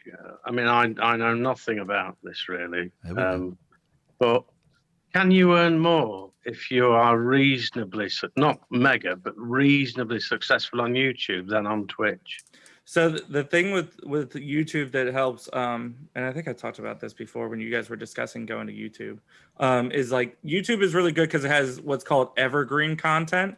So it's just content that doesn't go anywhere, and it's up and it's in that algorithm of YouTube all the time, so people can discover it. There's not really the same discoverability option for Twitch. Like all of Twitch's discoverability is while you're live, whereas YouTube, if you stream on YouTube and then you put the VOD on YouTube, then the algorithm of YouTube is going to naturally flow people there. You probably want to like edit it down and stuff like that, but you could definitely make more passive income through YouTube. And now YouTube is also introducing like a lot of features. They're really trying to step up their game with streaming. So they just introduced like gifting subs, basically. I think it's called gifting members on that platform. So I think YouTube might be the way to go just because of the way that the YouTube algorithm works, because they have Google behind them. Like Twitch has Amazon, but I don't think that Amazon gives enough of a shit about Twitch to like for them to put their resources into it. Like they just do like the bare minimum, because Amazon is going to make money being Amazon regardless of whether or not Twitch succeeds. Like they're an online retailer first and foremost, whereas YouTube or Google in general is like a search engine, and that's just going to go through and boost, and all the ads and everything that Google has, it's just going to go through and boost the viability of YouTube streaming. So I tried a YouTube stream the other day, and I thought it was really clunky though. So the problem we find if we do a phone-in show on a Friday night for the public on YouTube, we just get white supremacists, because white supremacists scam YouTube on Friday nights. looking for like shows they can phone in, and they just phone in. And you remember we had them at Talk, Sam? Yeah. It's the same. It's the same ones, you know. And the reason they tagged on to us at Talk was because we were streaming on YouTube. And when we've done it here, they just come and give us, it's all bullshit white supremacist stuff about how the white race in 2052 is going to be eradicated. By the way, Dave Dogface has found a flexi disc, a porno flexi disc. I don't know if it's the right one, and I can't see a way to play it. Found it in his collection. So there was that, and then I kind of fell down a rabbit hole of following these people. They were streaming on some made up, you know, racist website, and I watched them one evening after our show, and they were just phoning up like kids who were doing phone-ins, and just, you know, it was all people with like 12 followers, 12 viewers, and they phone up doing this horrible. But they're largely kids themselves, weren't they? No, they weren't. They were adults. I mean, the ones throwing around the M word were kids, but they were adults. I joined one of their forums. It was the most unpleasant place I've ever been in. It was awful. I read something about it in one of the national newspapers recently. It's like they've only just discovered that that's become the massive recruiting ground. That's gay and things like Twitch, where kids are gaming. You know, they throw in a few N words, and then they that's the sort of see if the tolerance is there for it, and then they get into a conversation with them. Yeah, with a load of wankers. Well, there's like whole platforms, like Ian was saying, that like have like just a bunch of like very conservative.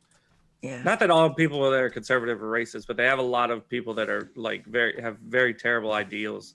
Like D Live is one of those platforms where I just avoid it at all costs. Like D Live. There was one other one. There was a website that was trying to have Elon Musk endorse them. And they would like post on like every single Elon Musk post, and they were like, "Hey, just tell your followers to come here. We support like free speech." Anytime that somebody says that they support free speech, I feel like it's probably a segue into we support hate speech. Yeah, you know what that speech is going to be. Yeah. Did you see already there's some poor trans girl has been targeted by people suggesting that she was the shooter at the school. I saw a little bit of that. Yeah. I mean, they look similar, but it's obviously a completely different person. But it's gone around all these sites, and so now she's getting targeted and terrible. Because the agenda is at the moment, of course, anti-trans, isn't it? Mm-hmm. Yeah. That makes this next thing I'm about to play a little bit so full stop. New topic. New subject. This may be the record. Oh God. This is Flexi Sex. This is Rosie and Nobby. Let's have a... The name. Oh, sexy. So this was Flexi disc given away with a porno in the 70s, a Bluey mag. Not that you'd know from the music. No. Good tune. Your sister is still here, by the way. Man, I don't know if this is the one. To get to the meat of it. Let's get to the meat. Is what you're saying, you don't know if this is the one that your dad would have heard many years ago. Here we go. Yeah. Not that I'm knocking the blokes round here, because you know, yours truly likes dirty sex just as much as they do. Can I just they say, know how much I love to have a nice... She may now be a famous actor. You know, Miriam Margolyes, that kind of person. Miriam Margolyes? Yeah, that was her pseudonym when she was a mucky porn star. Well, Linda, the Oxo lady was in a couple of the. Well, it sounds a bit like her, actually, doesn't it? It sounds a bit Bellingham. Woozy bloke banging away at me cunt. Oh, Kate! Oh, whoa! I am so sorry. I did not know it was going to go there. That was a treat for the ears. James is just James. I am joined at the right time. This is it, really. Wow, I am so sorry. I did not expect it to go anything like that. Did you think it was going to go? I didn't think it was going to have a C word in it. Oh my God, I am so sorry. She could have really toned it down by not using that word. My sister says that escalated quickly. Boy, oh boy, I am. Nora says, "Yep, exactly what I tuned in for." I am so. Wonder they had so long of an intro with that music. They get right into it. There was no preamble there, was there? She went straight to it. I am. Harsh, our accountant says I've just blown my beans. I am so Sorry, that is Dogface Dave. That is. He put me in touch with that. Brilliant, Dave. Brilliant. Nice one. Can you send me? Let me just saw that as one of my favourites. Okay, right. Maybe before you put it on Big Disc Energy, you should bleep out the rude bits. Wow. Holy shit. James, how lovely to see you. Yeah. It's a pleasure to join just as that was being played. Really, it really whets the appetite for what the show is, which is. But imagine that's the kind of thing we would have played on Talk. Oh, look what we've just found! But we would have had a dump button. But don't dump anymore. Is there no dump anymore? We've been told to hold back from it as much as possible. Hence why, I'm assuming you saw last week about Piers Morgan. Yeah. And I didn't because I've been told not to. That's insane broadcasting. Wow. Yeah.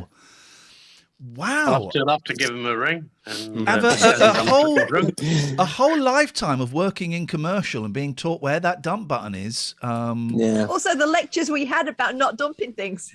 Yeah. Boy, oh boy. Well, okay. Well, that's interesting. James, how may we be of assistance to you this evening? I just thought I'd join in. Really, it's been a while since we last spoke, so thought I'd say hi. I'm still thinking about that. Time to come in. Am I right? Are you the football man, James? I am. Who's going to win the match on Saturday? The Euro. It's a pointing maneuver. Really care, to be honest with you. Now I've given up with football. Okay. I've stopped caring. Wow. Okay. Well, that's. Well, I haven't. I'm just bitter that United are terrible, so I'm just trying to forget about it.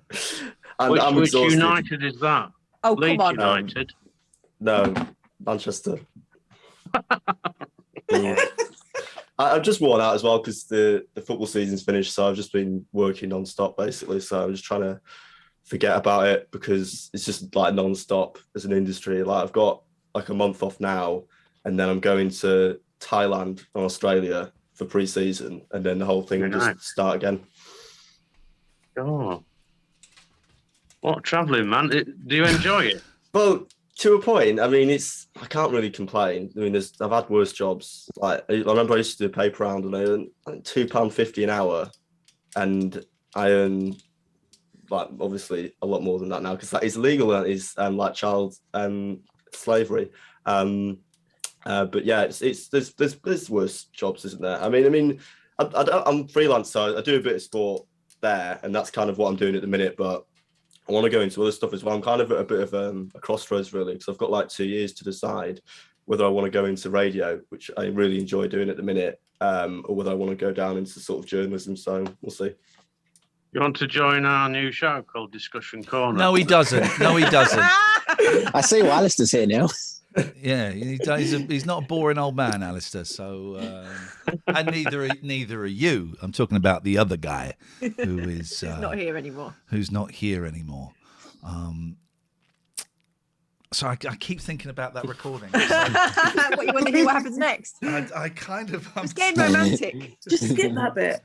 I really wasn't that was a strange word to use in the 70s. I suppose the P word wasn't really around in this country though, was it? At that point, that's Also, it was designed to be mucky, Ian. So she was being dirty. She was being a dirty birdie. She was doing her job. Need to paint a picture. Boy, oh boy. There's I put the link in the. I skipped through a little bit of it. It's pretty. Also, bear in mind what people were watching as mainstream entertainment. Confessions. St. John, are you listening to it while you're in our? I was a little bit, to be honest. I just kind of skimmed. You just did for the articles. I just wanted to see what it was. I just saw a link posted. I clicked it, and then I just. To be fair, the link that you posted has a very phallic thing on. Oh, never mind. It's gone somehow. There was a whole penis. Oh no! Don't scroll down. Don't click that link. Don't scroll down. Don't click that link if you're at home or at work. Don't click it at all. Can I just click the link? Don't scroll down. Because I thought that it was weird. I don't know if you guys know, but they do nude yoga on YouTube, and it's like perfectly I've just seen the images. If you scroll down, it's there, and it's like, what There's a whole muff there, though. Yeah. Front and center. It's crazy. There is a whole muff there, front and center, and it's described. Was it like gymnast, flexible? Well, there's one with a guy, real flexy with cute gymnast, Abella Danger, bikini sexy girl, yoga stretching half naked on lingerie. Crazy. That's so insane. Real Magic, 6.25 inch. That's the one that I saw. Rod pack and play, uncut that dude with has hair. it right next to his face. Jeez. Oh my God. There's a penis right next to his face. What there's also gay hookup with Bear Daddy Matt. How to hit the G spot using a rechargeable. Wondering how to hit the. Well, using a rechargeable. This is awful. This is. She's gonna rip her muscles doing that with him pressing her legs down like that.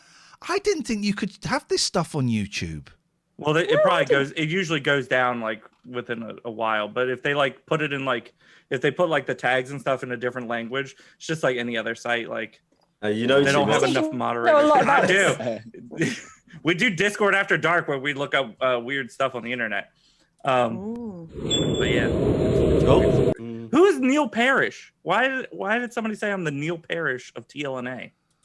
Oh, Neil Is that Parrish. a pervert? Yeah.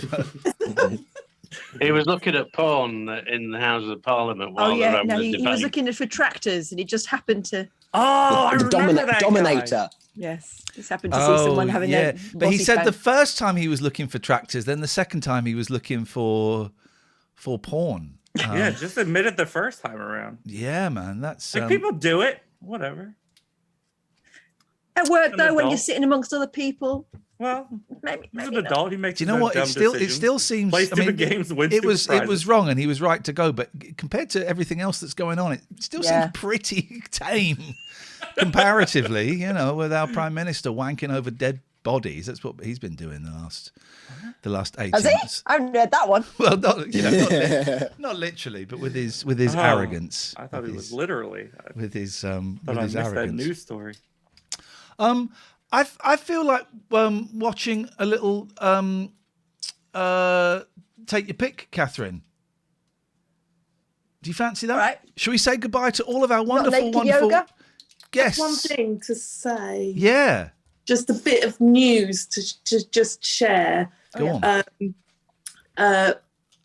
Faith had done a TikTok of my son being scared by a bee, and it went hugely viral, and we got approached by someone to kind of copyright it, and we'll start hopefully earning some money from it. What? This is amazing. Yeah. That's awesome. So hang on, what is it? Your son getting stung by a bee? No, it's my Ring doorbell, and he's just literally trying to dodge it, and it went viral on TikTok. We had like 220,000 views. Wow. Nice. Purely accidental. We just put it on because it was funny. That was it. Are you allowed to say who reached out to you? Was it Ring that reached out to you? No, it was Woo Global. Yeah, Woo Globe. Okay. Woo Globe. Yeah. Wow, you're going to be wealthy. This is incredible stuff. Well, that would be nice, but you know, if it doesn't, then so what? We did something that was funny, and no, if you people didn't, liked it. if you don't become rich, it is a failure. That I would consider. Yeah, but we learn from mistakes and failures, don't we? We're supposed to grow and be better people. So hopefully, I don't know. That I don't know. is brilliant. Well done. Congratulations. Sinjin, Ali Pally, James, Sam. I don't gold this. You've got to pretend to wave for like 2 minutes. Laura. Yeah, we haven't done this in a minute. Thank you. It's so lovely to see you. Or Sam, it's so lovely to see you. Thank you so much. Yeah, for great joining to us. see you, Sam. All the Beautiful, best. beautiful surprise. No worries. Lovely seeing you all. Thank you very much, everyone else. We'll see you later on. If you could all leave now, please. Yep. That would be I great. can't I hand. Goodbye. I can't I hand. Goodbye, Laura. Just leave. Kick it out. If I kick you out, I'll end up reporting you. Down, Harvey. Gone. Look, all right, I've got to get rid of them. All right, I'm going to get rid of you. He's gone. Did you report him? Yeah, I did. Piece Being of a trash. pervert. That was lovely, wasn't it? That was Yeah. nice to see everybody, but really nice to see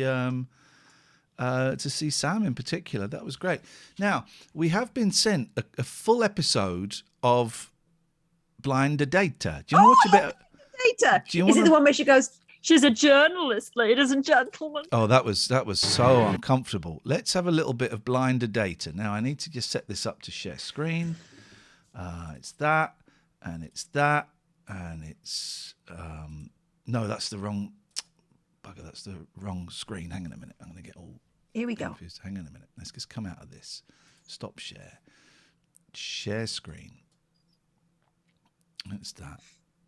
No, why is it not doing it? Share screen. That one. There we go. Bishy bashy boshy. Share sound. I always think it's weird. You have to share the sound. Then we got that, and then we're going to make you a little bit bigger.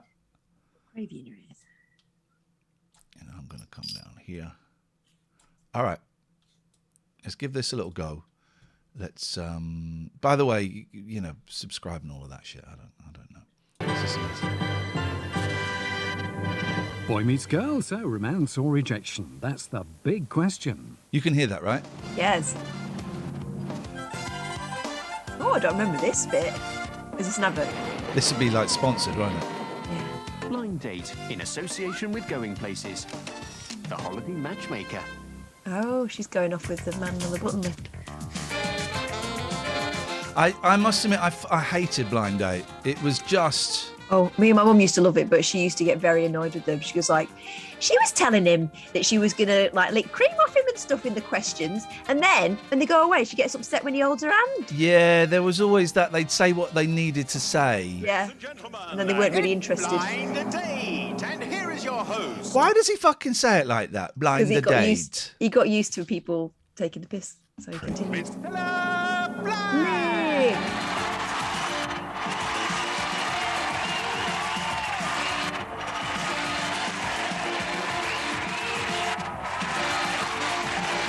We can't see the camera's all top combo there. Yeah. Oh, there we go. Thank you. Hello and welcome to another Blind Date. And in tonight's show, we'll find out whether Sarah and Mark went Dutch in Amsterdam. They didn't get on. And we'll also see if it really does. Oh, I used to hate the old people. Oh, God. David says, remember the one where they rumbled an undercover reporter? Yeah, we have to just mention that. That was so uncomfortable. Take two to tango on Claude and Dorothy's VIP. Fuck old people. No, mate. Date right here in London. You've had your turn. Now off your pop. Yes. Oh, yes, but right now, here are three young fillies who can't wait to get out the starting gate. So come in, the girls. Oh, party time. Is that last one you, Kath? You cheeky bugger.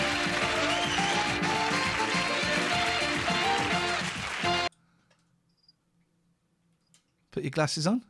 Up yours. Hello, number one. What's your name and where do you come from? Hi, my name's Anne-Marie and I'm from Kent. Oh, Kent! Well done. Hey, Kent!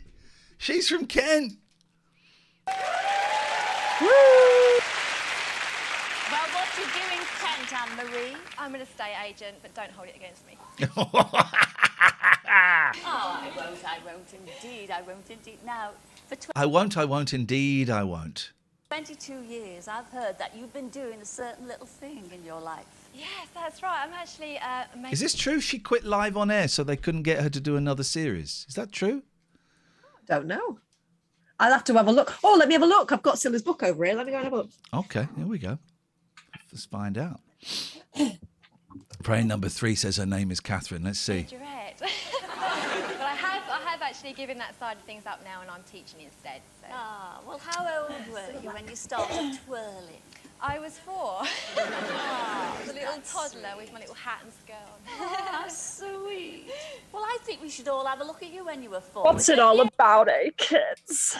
We're going to see this woman at the age of 4 twirling. There's the little majorette when she laughed. Oh, precious. lovely, yeah. Yes, you look gorgeous. Yes. Fucking hell. Oh, yes. She was famously, let's say, tough to work with. Although I've met someone who said she was lovely. I suppose it depends. And even better today. Enjoy blind date number 1.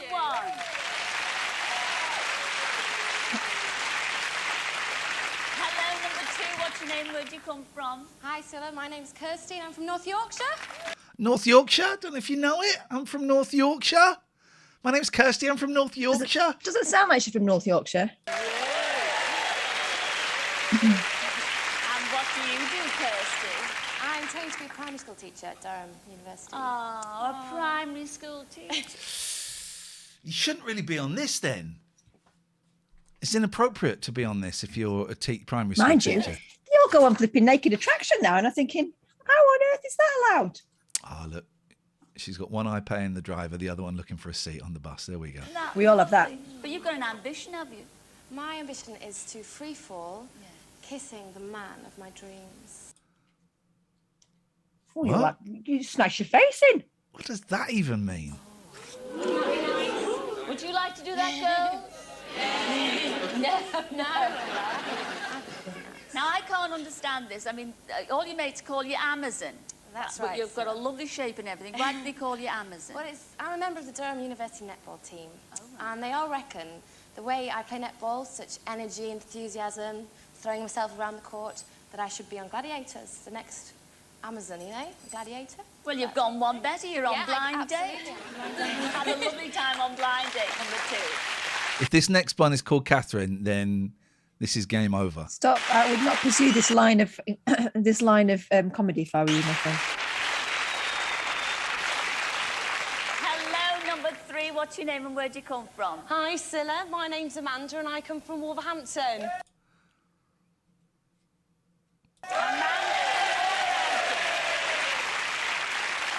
And what do you do, Amanda? I'm a recruitment consultant. Because you used to be an holiday rep, Yes, I did, Scylla. I used Tell to be them a about holiday rep. the time. I love this story. It is a good story, but when It is a good story that I'm about to tell. You never start a story by saying, this is a good story about me. I was first a holiday. David, click live? No, that doesn't make sense. Found it. Catherine, here we go. The reason I decided to take everyone by surprise didn't have anything to do with sour grapes or getting one over on ITV. It was because I didn't want to do a big press thing, and I knew that the live show would be the ideal opportunity to announce that I was leaving. Above all, I wanted the viewers to be the first to know. Oh. First to know. It was they, after all, who'd made me in the show such a success. I realised I might be accused of being selfish and unprofessional for not telling the TV execs first, and on reflection, maybe I was. But it was about me and my career, and I wanted to tell the viewers myself. They're the ones I owed, the ones I cared about most. There we go. Okay, so she did. Wow. She did. This would be my last blind date, I said, and there was silence.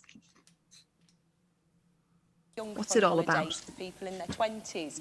So one day I'm at the airport and a little old couple came out and the guy was in this huge electronic wheelchair. It was electronic wheelchair, you say, computerised. Now, at the time, we were all a bit like, how are we going to get the wheelchair and the guy onto the coach? Hang on a minute, Amanda. This was on an 18 to 30s holiday. That's right, it was. And you had a lovely old age pensioner come on this holiday Yeah, in a they were wheelchair. cracking. Yes, They we're were getting the lovely. picture, aren't we? Yes, yes. So This so far is not the good story that this lady promised Are they us. going to be horrible to this old disabled gentleman? I hope so. what happened was this huge electronic wheelchair. Electronic.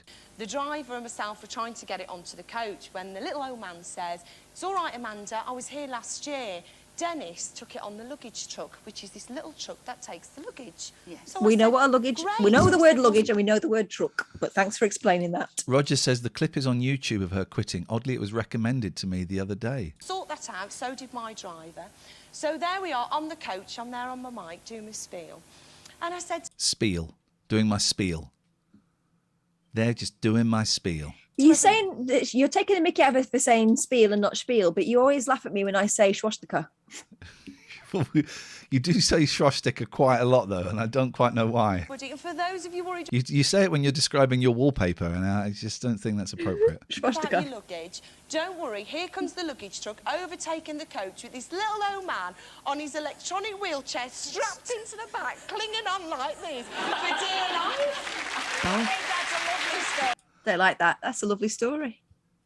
Enjoy Blind Date, all three of you. See you in a mo. See you later, girls. Right. Here we go. Let's see the hunk. Let's see the hunky dream boat. By the way, it's very, very white so far. Let's see. Three girls hoping they're the one tonight. And here's the smashing lad who'll make that decision. His name's Ed, and he's from Surrey. Come in, Ed. It's going to be white. Oh, posh boy. Kate says, a delightful story about an inaccessible coach and having to be loaded in with the luggage. There we go. Posh boy. It's the 90s. He's wearing black shoes with his chinos. There we go. Tell everybody what you're doing at the minute. I work for an advertising agency. Oh, I like adverts.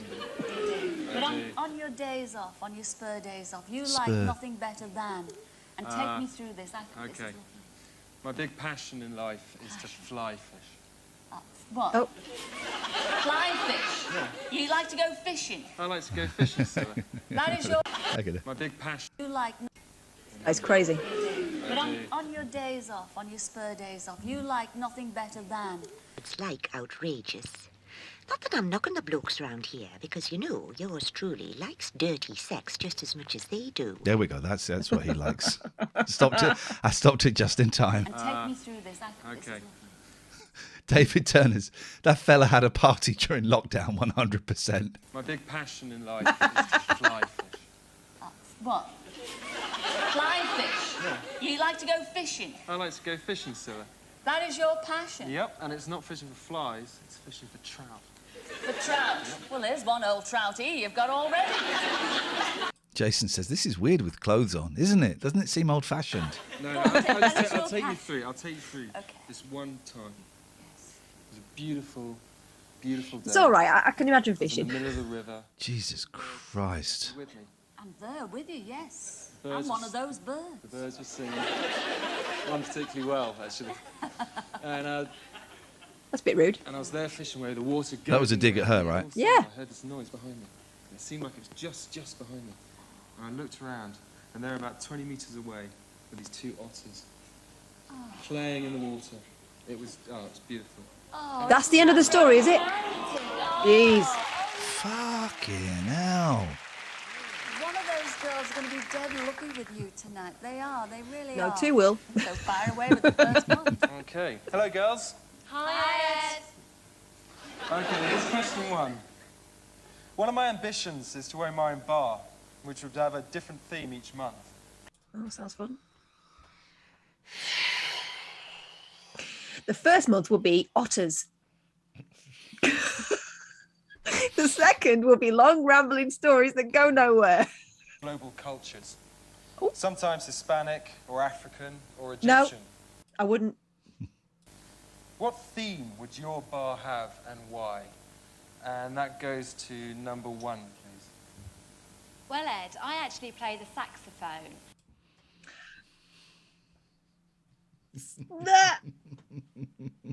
Wonder where this is going to go. So I think my bar would be a Chicago music bar. Chicago music bar. Sure, it's got to be about blowing him, right? I thought it was definitely going to be a reference to a horn. On our date, you will not be singing the blues. Oh, very good. They didn't write these answers, did they? Number two, please. Hi, Ed. Hello. Hi. Well, I'm a fit young girl, so it'd have to be an extreme sports bar. So the question is, Ed, are you fit enough to take the pace? Oh, hang on a minute. I have a phone call from my son, which I would like to take, please. This is more important than this this idiot. Hello. Yoko, you've been there. Hello. I'm still doing a show. How may I help you, sir?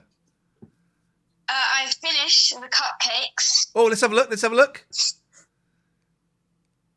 Hey, look at that, man. Yes. Yeah, Yes. definitely. They might be slightly poisoned. Inside is filling. Sorry, say that again. Inside is filling. Oh, mate, they look incredible. Have you tried one yet? No, not yet. Okay. Well, let us know how they go. They look good. Did you do that all yourself, or did Mum help? Mum helps with like the whisking of it. Okay. Did you help with licking the bowl? Yes, a good boy. But I did like main on like the adding ingredients and stuff. Hey, that look. Also, Yeah. but I'm in a club at school, Eco Club, and basically, so I wasn't in it last year or last term, but they made a crisp blanket for the homeless, and basically now we're in the newspaper. So I'm in the newspaper. Is there so a my club's in the newspaper, and there's a picture. It's in the like a newspaper called like the Schoolhouse. Okay. Have you got a copy of it? Also, wait, what?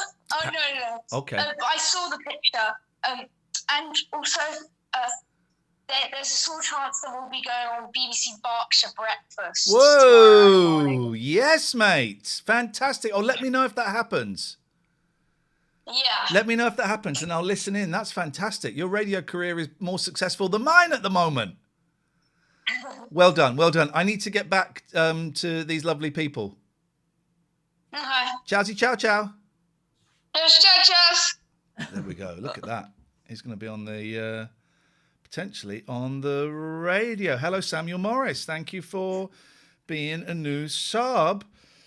And thank you, Julie Knight, for your dono. Thank you. It's not popping up for some reason, but thank you. Finally, to number 3. Well, Ed, as I was born in Ireland, I'd have to have my bar as the theme of an Irish pub. Now, all I can say is the same as our date, the crack would be mighty. Okay. I was born in Ireland, I'd have to have my bar as the theme of an Irish pub. Now, all I can say is the same as our date, the crack would be mighty. Now, all I can say is the same as our date, the crack would be mighty. I mean, you make your own jokes, guys. The crack will be moisty. Mighty. What does that mean? Mighty. Mighty. Meaning it would be a big crack. All I can say is the same as our date, the crack would be mighty. Oh, mighty. Okay. Mighty. That is either won it or has blown it. And he's going to pick her and he will be disappointed. But I think she's the best. Question 2. My favourite way to relax. Visually, I can see him with number 2. Yeah. If there was a bar scenario, that'd be the pairing that would work, I think. Weekend is to head for the river and go fly fishing. What bait would you use to lure me tonight? And that goes again. My crack will be mighty. To number 1, please. Well, Ed, I'd use my large, piercing blue eyes. And I guarantee when you look into those eyes, you'll fall hook, line, and sinker.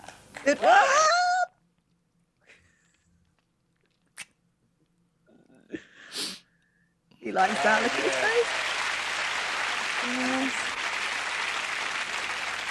Okay, same question to number 2, please. Well, Ed, this isn't normally my style, but with these long, luscious legs, I'd have to use fishnet stockings. And it won't just be the fish that'll catch your eye tonight. See, this is what my mum's talking about, right? She's giving it the big one. And then when they actually go on the date, she'll be like, oh, and he tried to hold my hand and I thought it was a bit forward. But she also said, this isn't my style. So she ain't never going to wear no fishnets. No.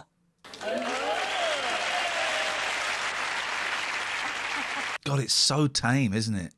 Because now on Naked Attraction, it's like, I'll blow you. We would be on fannies already. I will blow you with my cock piercing. That's what it is. Okay, and finally to number 3. Well, Ed, what can I say? Forget about these two worms here with me tonight. If you really want the catch of the day, I've got some real live bait. She got maggots in her pants. Hang on a second, I just need to...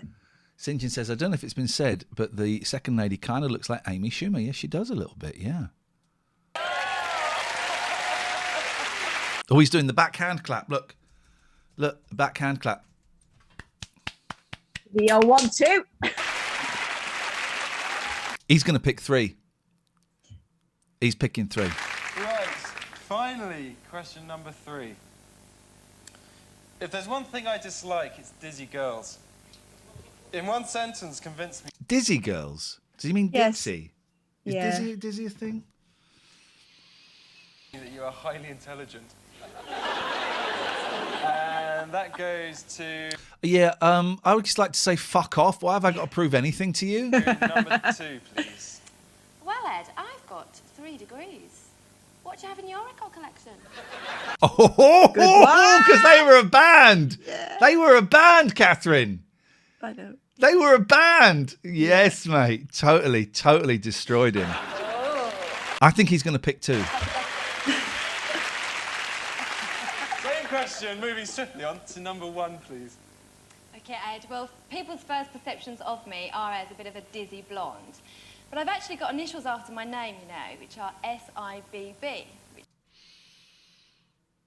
Suck it back, bitch. Flipping heck, mate. It's something like Busty Blonde or something, is it?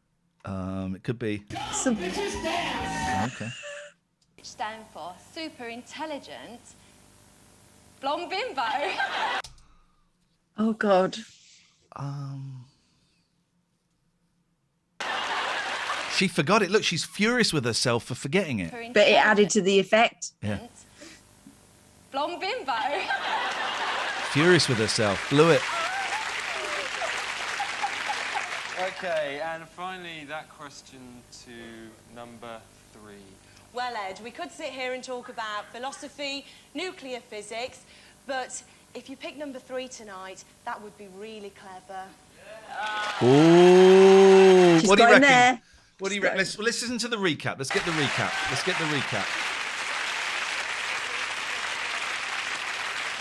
Well, enough said, Ed, all right? Yeah. It's make your mind up time, and you know I'm going to, don't you? Yeah. Yes, it's our Graham. Well, Ed, will you pick super intelligent number 1, the blue-eyed blues fan who reckons you'll find her pretty sexy? Or maybe Oh, good one. long-legged number 2, the extreme sports nut who'd like to put your temperature up tonight by at least 3 degrees? Or will it be live wire number 3, the Irish Colleen, who says that if you pick her, you'll have landed a real prize cash? The decision is yours. I reckon he'll pick 3. What do you reckon, Catherine? Where's your money going? The three rundown was a bit boring. They didn't mention that a crack was mighty. Yeah. I reckon, I don't know, I think these people tend to have an invisible magnetism that attracts like to like. I think he's going to go 2. Okay. Okay,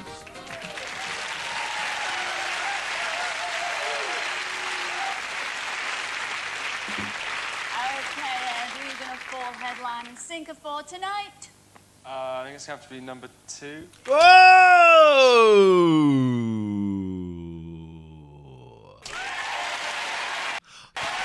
Oh my God, I can't believe it. Well done. His radar is strong. Well, somebody had to be a He's going to be over the moon. the other 2 that you said no to. First of all, you turned down number 3. That was our Amanda from Wolverhampton. Come in, Amanda. It doesn't laugh. This doesn't look happy.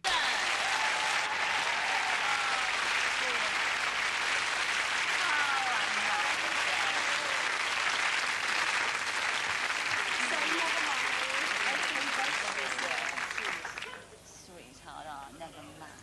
And you also turned down number 1, Anne-Marie, and she was from Kent. Come in, Anne-Marie. He'll be disappointed here. He's got a Joe Guest vibe. There we go. Look, That's embarrassing because the first one he weren't that bothered. That's the way the cookie crumbles. You'll have to go on twirling. Never mind, Anne-Marie. There you go. What about... That's gone. That's gone. That. And you're not going with her. Because here's your blind date for this evening. You will not be disappointed. You like legs? Well, these ones go right up to her armpits. You chose number 2. Chose That Rod was Stewart's Kirsty wife. From North Yorkshire. Come in, Kirsty.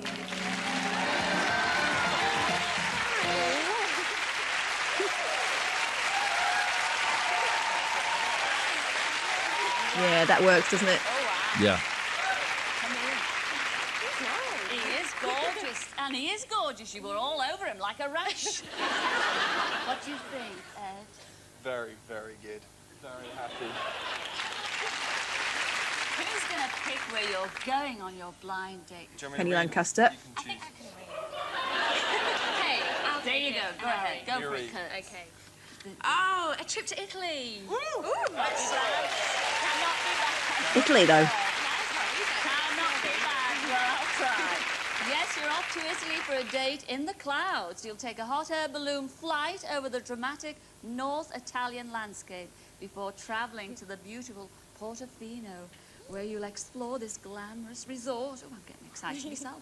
From your own, very own private launch. You're on your own private launch.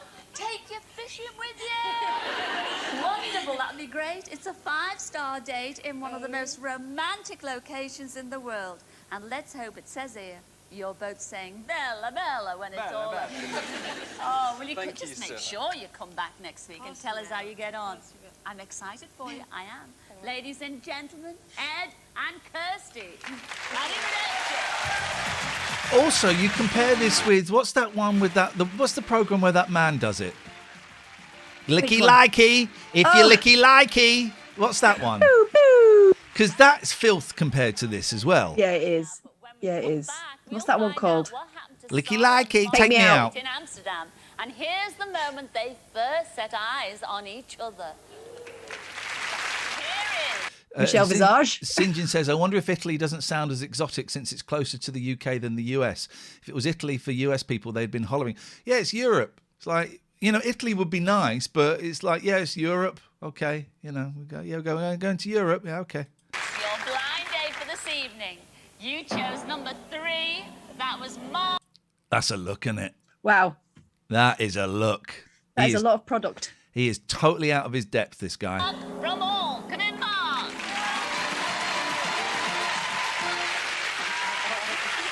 Totally out of his depth.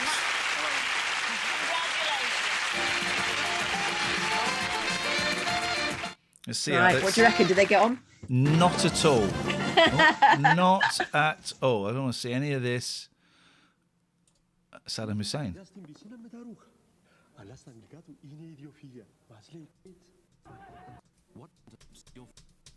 No. Oh. Claire Rayner. No problem.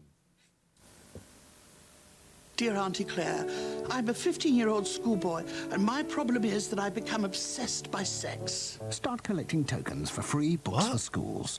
That's quite funny. Okay. For huge savings. Okay.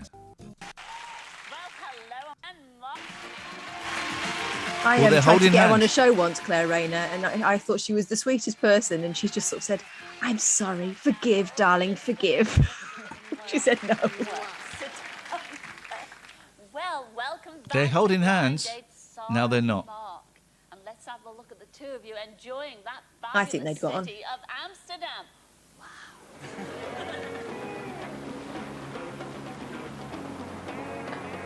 Sheryl Crow. Thank you. Look, what is that? Right. Well. Yeah. Don't lie. Have you got any It's chips? not Venice, but Amsterdam's definitely one of the most romantic cities Hang I've on. been to. What was that? Do you see that flag? See. Yeah. Well, Mark, it's not Venice, but Amsterdam. Why has it got a XXX flag on there? So many they've shot down this week. Dirty bastards. Definitely one of the most romantic cities I've been to.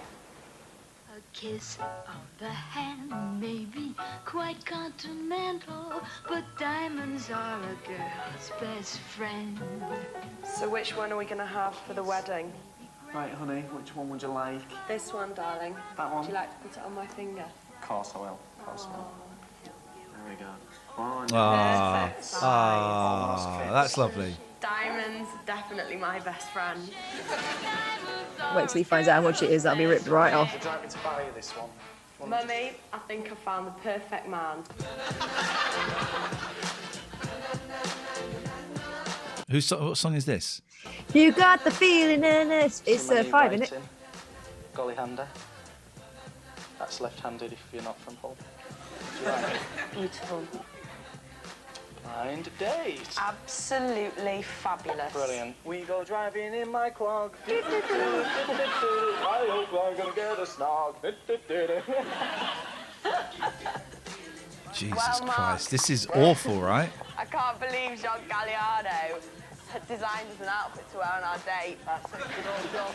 Let's go home. Jesus, it's tedious, right? Romantic. Boring. Well, Amsterdam looked wonderful, but did love blossom among the tulips, or did the canal boat of romance hit the rocks?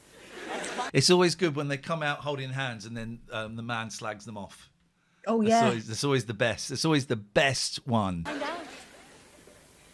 Steady on, Cristiano. Steady on, please. When the screen went back, I thought that Mark was small, had lovely eyes, and his suit was cheesy.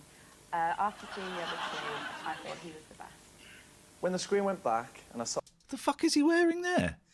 That looks like such a fine knit that you can see his shirt underneath it. It looks creased to buggery. Yeah. Oh, Sarah, I thought to myself, probably a bit scary, maybe dominant.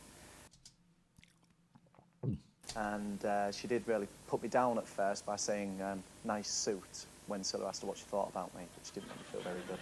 Oh. On the date, me and Mark went to a cheese factory, and my ultimate nightmare came true. I had to dress up in a traditional Dutch outfit. Mark said to me that he was disappointed because I wasn't up for anything. I turned around and said, well, I am up for anything, but the line stops at public humiliation, Mark. What? Gosh, shit got real. On the date, Sarah kept talking about one or two famous people that she'd snogged. Now, I thought to myself, so what? I mean, I can relate to the normal people that I've been... He reminds me of Sam, who we just had on. Yeah, it does a bit. He's got a Sam vibe. Been out with and so on, and that's good enough for me. On the date, we visited a windmill, and Mark... They're starting to turn against her. They're turning against her, guys. Yeah, she doesn't sound very nice, does she? But it has been edited. But she did say it. Sammy, are you Sam? Is Sammy RHB? Is that Sam? Because he's asking how. Yeah, I thought you'd gone. He's just kind of got that nice vibe about him. He's got. When he comes back, we'll see. Quite interesting, but to be honest, I found it really boring because come at the on. end of the day, I would have loved to have been on a beach, getting a suntan, being oiled by beautiful men. On the flight home, Sarah laid out... He sounds like you. You're from the same area, right? What, Hull? Yeah. I think Sam's from Hull Sam's now. from Hull, right? I don't think Sam's ever been as far north as Hull, has he? Sam's still watching us. So lovely to see you tonight, mate. Thank you so much for that. Head on my lap and asked me to tickle the back of her neck. Now, you don't do that unless you want more than friendship. Well, that's not for you. It's not for you to call, mate. It's not for you to call. At least not where I'm from. On the train home, I was really tired, and once I've established a friendship with someone, I feel that I can be tactile towards them. So I leant on Mark's shoulder, but on reflection, I do feel that this could have given Mark the wrong idea. Sarah's ideal date would be your typical tall, dark, handsome man who could show her the Hollywood lifestyle. All I can show her is Hull, but at least it begins with a H. I don't fancy Mark, and to be honest, in a social situation, we would have never approached each other. Oh. I like someone who's a bit more domineering, and Mark never took the lead. And at the end of the day, I want a man, not a boy. The kind of person Scylla's going to have her. That I can protect. Yeah. And Sarah definitely doesn't need that. I like a pussycat, not a tiger.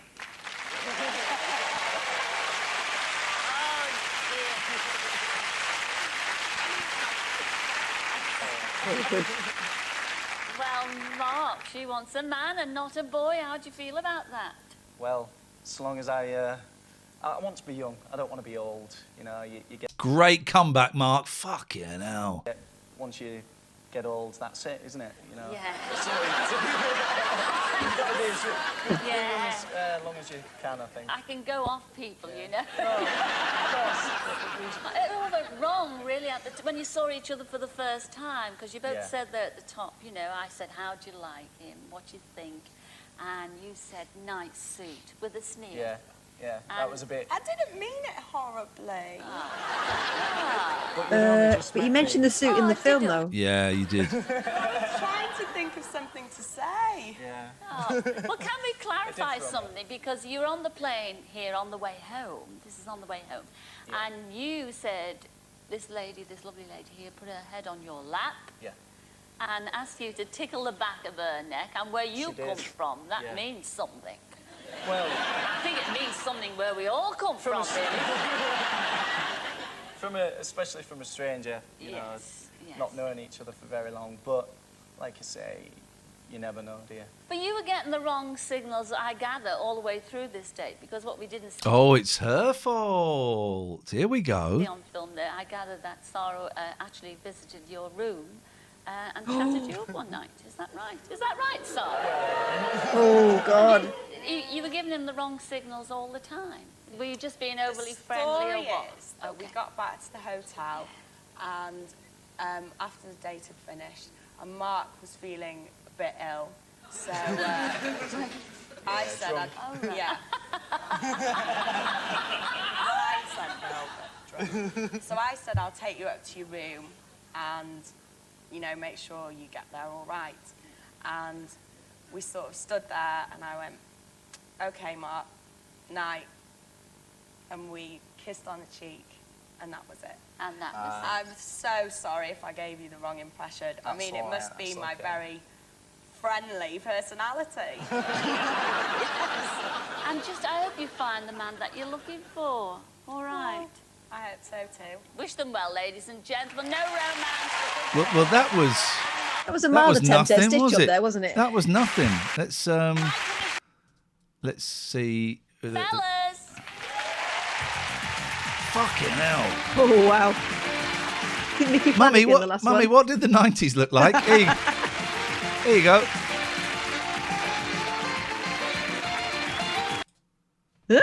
Okay.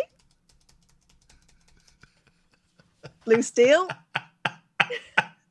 What's going on with his shirt? What the fuck is going on with these geezers? Look, what's he doing here? What's going on here? Is he doing the cheeky the blowjob?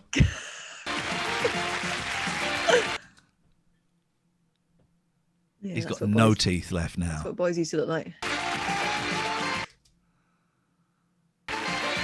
Oh, hang on. Everyone's collar's just a little bit too big, aren't they? There's a little flick of the tongue there, look.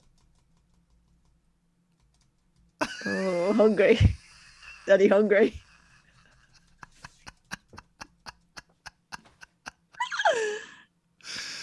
Oh, my God.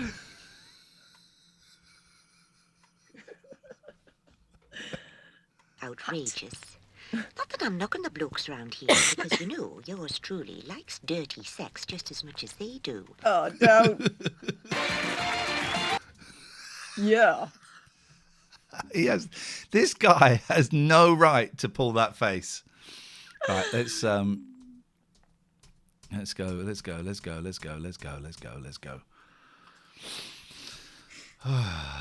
Thank you to What's on the Tapes for this, by the way. Thank you.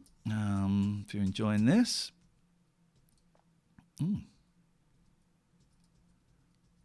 Okay. Let's go and join our three. Utter pricks. Hello, number one. What's your name and where do you come from? Hi, my name's Mark and I'm from Doncaster. Yep. Doncaster. Yes. Let's go. Look at those gnashes though. What is going on there? This filmed in Yorkshire, right? That's why he's getting the big up. No, this is filmed in London. So the Yorkshire Television. Oh, it would have been filmed in. Yes, it would have been. It was filmed at. I should consult my reference book. Yeah, it was filmed at where we used to film the 11 o'clock show, the LWT. I would have thought. Oh, look at that. And Robinson. It's our Scylla getting married to Bobby. I'm a club DJ. There you are, a DJ working at a club in Doncaster. I mean, you must have loads of opportunity. How do you chat up the birds? Well, there's a special way that I've got nowadays. I've got it off to a bit of a tee. First of all, I'm a bit of a good mover. Are you? I am, yeah. I can shake myself around. I'll get on the dance floor, show off a little bit, get their attention. And once I've got their attention, So it means, son, we saw it. Don't worry, we saw it. We saw the context it was in. Don't I aim to make them laugh. And to do that, I do some dance moves like a 40-year-old would. No offence. You do some dance moves Show like us. a 40-year-old does. No, we want to see our 40-year-old moves, don't we, ladies and gentlemen? Like this. In your own time, Mr. DJ. Thank you. Okay. Oh, what's this?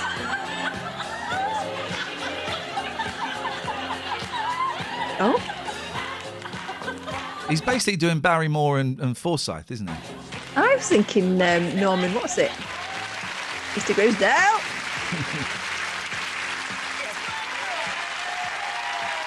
All right, that's why you came on, isn't it? He's Just got to show good off. feet. He's got good feet. Yeah, it's got electric legs. There's no denying Sam it. says, I'm pretty certain I've seen you dance like that, Ian. Watch it, No, he Sunshine. marches. He marches. I've got a very specific dance. It's not that. It's very up and down rather than across.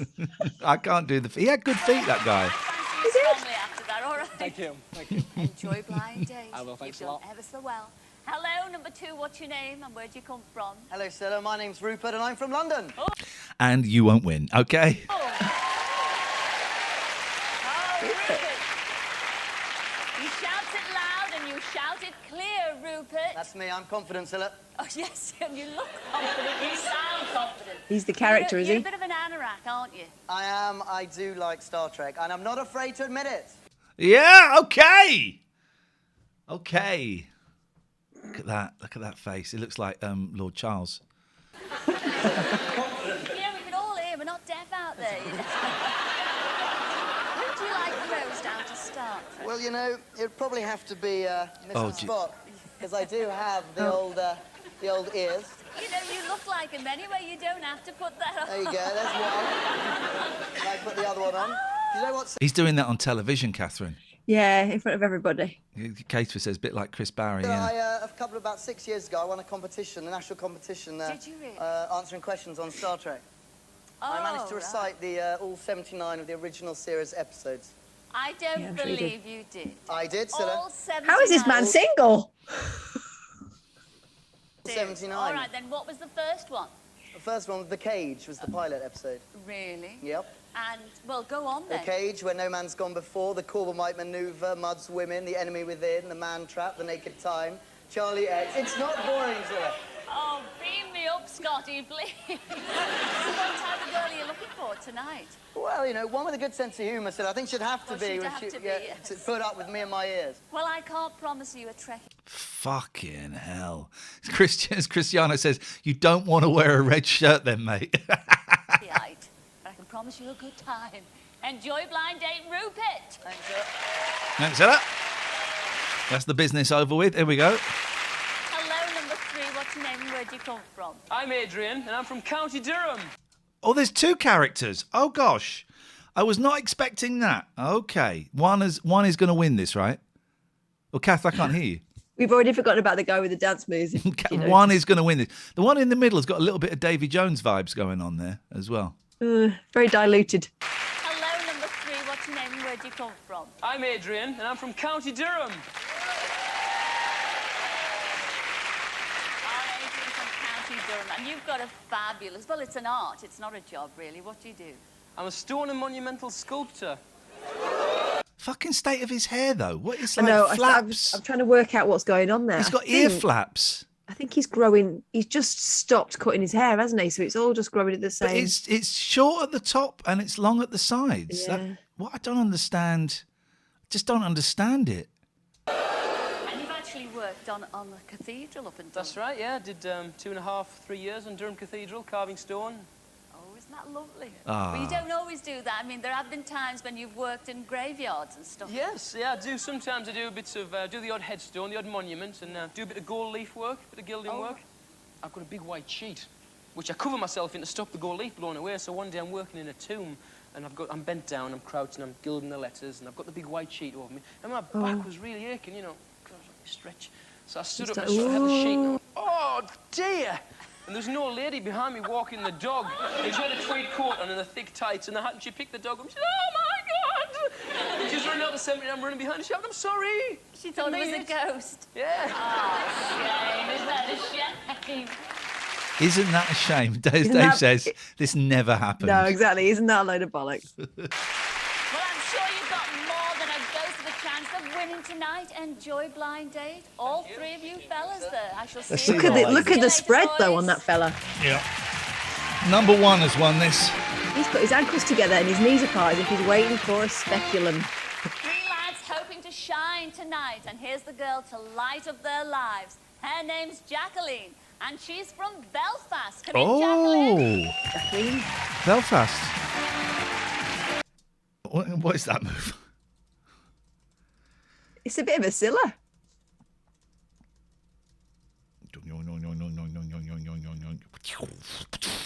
She could shake a tail feather with number 1.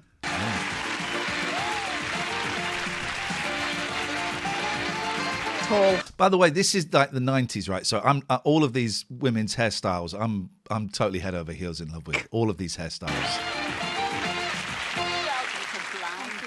Gosh, Jacqueline, you look gorgeous tonight, Chuck. Really sorry, but all 3 men are shit. It just happens that way sometimes. Tell everybody what you do for a living. You can't get out of it, but just don't go too. Work in a home bakery and sandwich bar, So you make sarnies? I make sarnies. Oh. That voice is too breathy for me. Have you got a favourite type? Personally, I like peas in my sandwich. You like peas? Peas. Peas? Oh, peas! She's saying peas. She wasn't saying pays. No. Also, people in glass houses, Scylla, with your hair. Sarnies? I make sarnies. Oh. Have you got a favourite type? Personally, I like peas in my sandwich. You like peas? Peas. Peas? Oh, peas! But she was saying peas. She was, yeah. Mushy. Visionary says she can keep her hands off Rupert. He my kind of guy. Which one was Rupert? Middle. The middle one. Visionary, you're fucking weird. You're so weird. You make me very, very uncomfortable. I might have to ban you from this stream. You and your Trevor fascination with Trevor from the Bezic show. She's got a niche, hasn't she? Yeah, boring old men. Any kind of peas. Any kind? Yeah. But does your boss let you make these sandwiches? Not on the menu. We're working on it. Now you have a fetish about a certain film, don't you? My favourite film of all time is The Wizard of Oz. Well, we love The Wizard of Oz, don't we? And you have a little party piece from that film, don't you? Here we go. What's it going to be? Is it going to be, I'll get you, my pretty, and your little dog, too? Because you know it all off by heart. By heart. What's your favourite party piece? It's the Lollipop Kids when Dorothy goes to the Michigan land. He loves it. Yes, mate. I fucking took a pill watching that. Yes, mate. Yes. And the 3B Hard Men come out. Oh, Jacqueline, take me to Munchkin Land. We want to see it, don't we, gang? Yes. This is going to be embarrassing because she's got to do like a side mouth. So we come in. We represent There it goes. Kids, the Lollipop Kids, the Lollipop Kids. And in the name of the Lollipop Kids, we wish to welcome you to Munchkin Land. Yes, mate. I popped a pill doing that. Yes, mate. Oh, the star of the show tonight. Well, we've got 3 fabulous fellas for you. I think it's the Lollipop Guild, isn't it? Really great, very different from each other. So you've got 3 very different questions, I hope. Yeah. Fire away with the first one, Jacqueline. Okay. Hello, boys. Hi, Jacqueline. Hi, Jacqueline. Hi, Jacqueline. Yeah, Hi, I'm me. number 3. Hi. Question 1. In my job, I make different sandwiches every day. My favourite With peas in. filling, as you know, is peas. Peas. What odd sandwich filling would you tempt me with? Oh, sausage. Yeah, there you go. Goes to contestant number 1, please. Hi, Jacqueline. Hi. Hi, well, I think I would have to tempt you with crisps. You can pick any flavour you like, but once you see me, you will realise I am not plain. Okay. That was a the good end. one. Hey. And number 2? Well, Jacqueline, I'm an upfront kind of guy, so I think I'll just put myself in between 2 pieces of your lovely There he bread, goes. because I'm definitely something you can sink your teeth into. Himself. Take note. The audience were laughing as soon as he started speaking. Take note, young lady. They are telling you. They are telling you. He just did that. As if to go, yeah. Did it? That's round 1. And last but not forgotten, number 3. Hi, Jacqueline. Hello. How you doing? Fine, thank you. Good, I'm pleased about that. Shut up. Get on with it.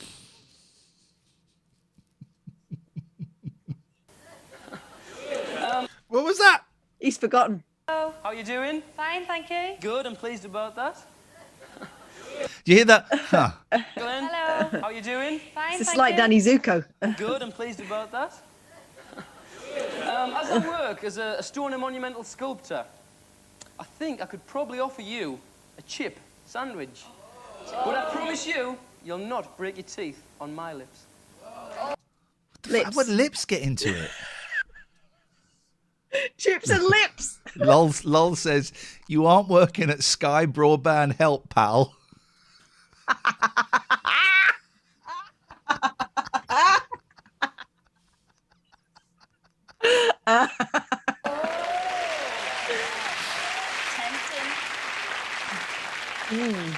Second question. My favourite film, as you know, is The Wizard of Oz. If you were to join me on the Yellow Brick Road, which character from Oz would you... And It's Dan is right. She didn't get the joke. She just said, ooh, I love chips. That was right. That's what she... You're absolutely right, Dan. She just said, ooh, I love chips. be and why? Number 1. I think I would definitely have to be the Scarecrow, because if you don't pick me tonight, you'll be brainless too. No, that's not how the Scarecrow works, but okay. Hang on. Hang on. The Scarecrow, what? Yeah. He didn't have a brain. No. But it didn't make Dorothy not have a brain. No. No. No. Surely it should be, I don't know which character I am, but if you don't pick me, you're the Scarecrow because you're brainless. But surely scaring the birds off. Surely it's better to go with... I'm the Scarecrow because I'm always scaring the birds off. I'm the... I think I got this the right way around. I'm the Tin Man, and I hope that you find me a heart. I'm the Tin Man, and I want you to oil me up. I'm the Cowardly Lion, and I get fanny fright. I'm the Cowardly Lion, and I want you to tame me. I'm one of what they called Oompa Loompas. What they called in this film? No, the Munchkins. I'm one of the Munchkins because I'm They were always notoriously horny. I'm always horny, and I'm doing it behind the camera.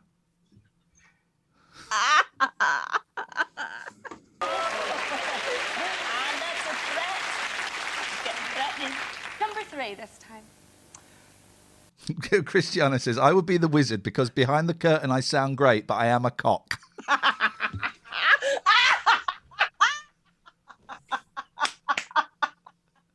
I'll pick you. Oh. Well, Jacqueline, I think, as I'm a little bit rusty round girls, I would have to be the Tin Man. But I can assure you, if you find my heart tonight, it's going to be yours forever. Oh, God. I smell that. And number 2. Well, Jacqueline, if you were Dorothy, I'd have to be your best friend Toto. And when we get together, I can lick my you'll own realise balls. that there's no place like my home.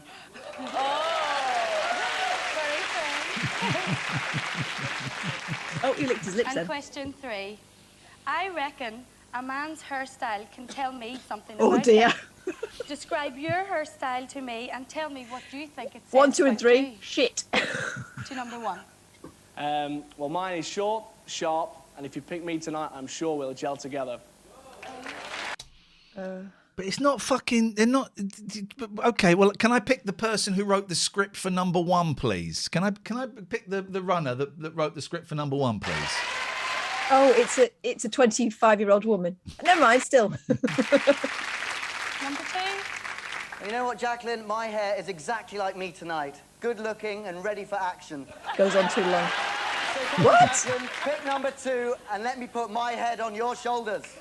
Let me put my head on your shoulders. He went a little bit Tory politician then, didn't he? She's gonna fucking pick him. Don't. She's gonna pick him. I'm just reading number 3. Jacqueline, my hair, like me, is long and dark. And if you pick number 3, once that screen goes back, I'm quite sure you never, ever will want to be parted. Centre parted. He is very Rory Stewart, isn't he? Yes. The middle one, yeah. It's make your mind up time. It's going to be difficult for you, isn't it? Oh, dear. Well, there's our Uncle Graham to help make your little mind up. Well, Jacqueline, will you choose flavourful number 1, the crisp, sharp fella who hopes you're... Oh, look. He pulled a blem. He pulled a blem. Different times. Hopes your one birdie doesn't scare away this evening. There is. Go for home-loving Graham number Neal. 2, the ready-for-action man who thinks you'll find him good enough to eat. Or perhaps you'll pick long-haired number 3, the stone carver who hopes you're not going to be hard-hearted with him tonight. The decision is yours. Evening, Nelly. 3's one of yours, Nelly. 1, 2, or 3. I reckon she's going to pick 3. I reckon she will pick number 2. Pampered. I want to be pampered with number 3. Got it right. Okay. Yes, mate. Yes, mate. Oh, yes, mate. Whoop, whoop. Yeah. Bow down. If number 2 doesn't walk out with his ears on, then he's not the man I thought he was. What about the 2 that you turned down? Short, sharp. Number 1. That was our Mark from Doncaster. Big fans over there. Come in, Mark.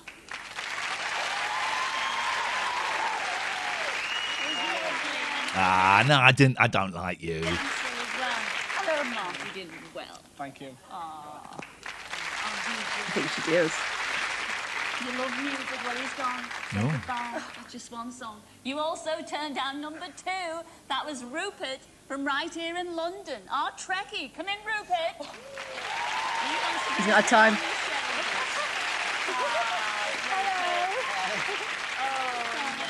Oh, Rupert, what can I say? Never mind. Hurrah.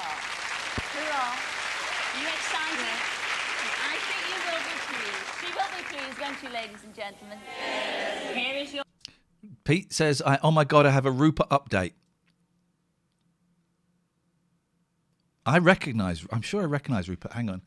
You found his... Did say media planner. You can't see that, can you? Yes. You can see his Instagram.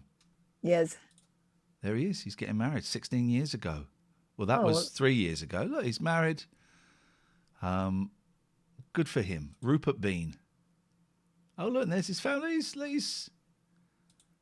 Oh, I can't log in. He's all grown up. Yeah, he became the man we expected. Good for him. Good for him. Well done, Rupert Bean. Good for you. That's great. That's great news.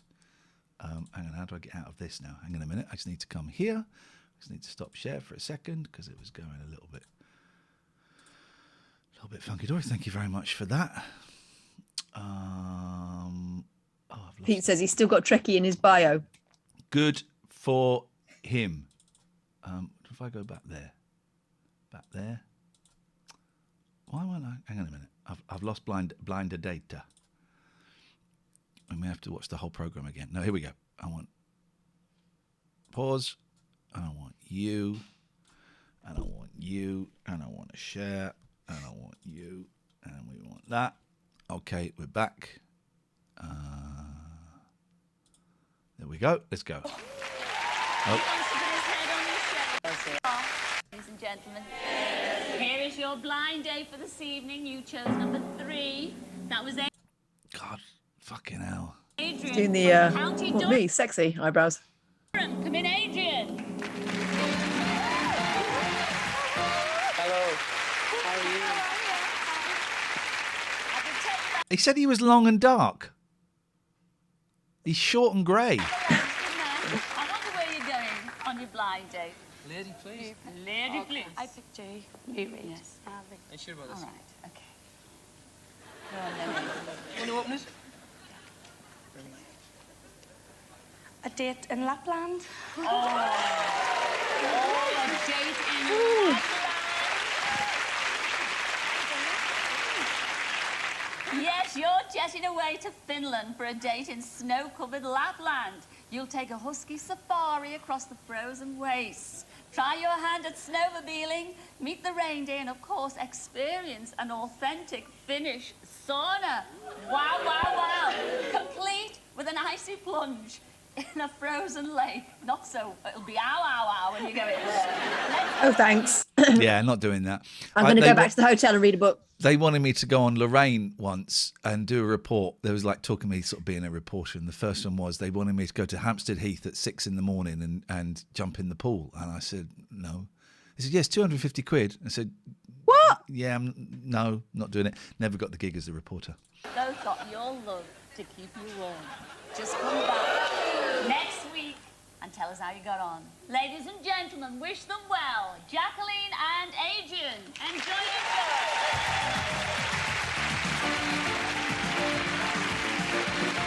That strap's giving her a jip, isn't it? Huh? That strap's giving her a jip. Yeah, She keeps hoiking it back up.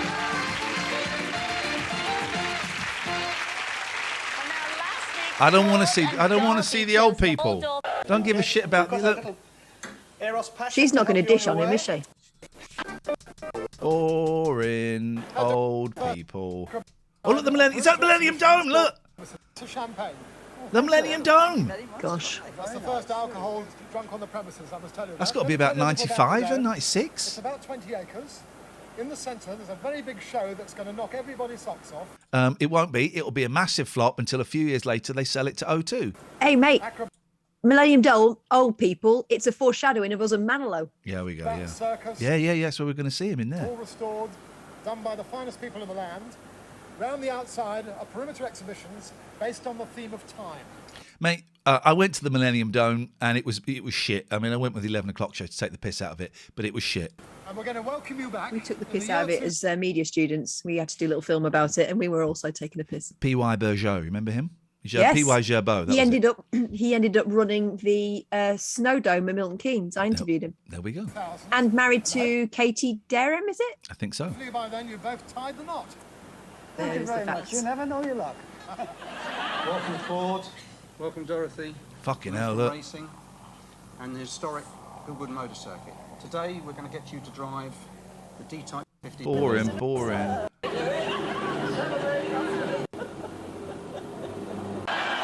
you enjoy your cruise tonight. Thank you very much. Thank you very much. Oh, Claude, I'm sorry to say it's near the end of our holiday. I've really enjoyed it, and we've got to know each other very well. There's no doubt about that. I've enjoyed it too, and I hope there's more to come. Yes, I do too. Oh! Dirty bastards. Grey love. They know they've not got long left, you see, so they just grab. Let's find out. Well, when the screen went back, the three ladies came out, and they were really charming, and I think I picked the best one. I picked Dorothy. She had a charming smile. But you would have had any of them. And a beautiful voice. When the screen went back and I saw Claude, I wasn't suitably impressed. She looks a bit like Visionary. Do you know what I mean? There's a Visionary soup vibe going on. I expected a more macho man. Oh, fuck off. She's been stupid now. But like a rose, it grows on you. We went to the Millennium Dome. I had a private tour. Dorothy looked really first class in her hard hat, name on the front of it as well. I only hope we're both around at the end of the Pete, have you got an update on these two? The opening function. On our date, Claude and I went to the Millennium Dome. And I wouldn't change that for any holiday. He looked really cute in his hard hat. On our date, Dorothy and I had a tango lesson. I think at one time she was a very good dancer. I never have been. I'm certainly not a Fred Astaire. So we got around all right. Claude and I had a tango dance. He's got 2 left feet and he's hopeless. We went to Goodwood on one trip. This is fucking boring. The old ones are boring, right? What would spice it up for you if you start getting rude? I think Dorothy Yeah. is a really Lovely pair of happy, old outgoing titties. woman, and will get along with anyone. I only hope that she continues to get along with me. All together, the trip was fantastic. We had a glorious time. We got on very well together. And I just think I'm going to miss him. That's all. What, is he dying? What? Well, I mean... Well, what can I say? You both got on ever so well. I'm filling up here, I am, Dorothy. You got on so well with our Claude here, didn't you, Chuck? Yes. I mean, you said when you first saw him that he didn't come to scratch for you. Well, I expected somebody a bit more, with more beef. More beef. In our family, we eat well, and we look well. And you wanted a macho man. I wanted a tough bit of stuff, you know. Tough bit of stuff. Well, I think you better narrow your horizons. There aren't that many old men to old women. Buddy, how old you are? Well, I'm 87 at the moment. Of course, he was going to tell us. But you're much younger than our Claude, a lot aren't younger. you? How old are you? 82. 23. She's doing a lot better than he is. I think there comes a time when having a bit more meat on you helps. Bit of a fast man in more ways than one. I mean, riding around that racetrack at Goodwood. Oh, well, I went faster afterwards when I went on my own. That was only with Dorothy. Oh, really? So you hit 130 miles an hour with Dorothy? Yes. What did you do on your own then? Oh, about 160. And you still drive today? Easy now. Yes, I still drive a 21-foot motorhome. I took her home in that. Oh, you did? But do you drive? You didn't. Yes, we did. In the motorhome? In the motorhome, yes. Well, we've How slept many together. bedrooms does your motorhome? It's all coming out now, isn't it, Claude? Priscilla, we slept together the first day we met.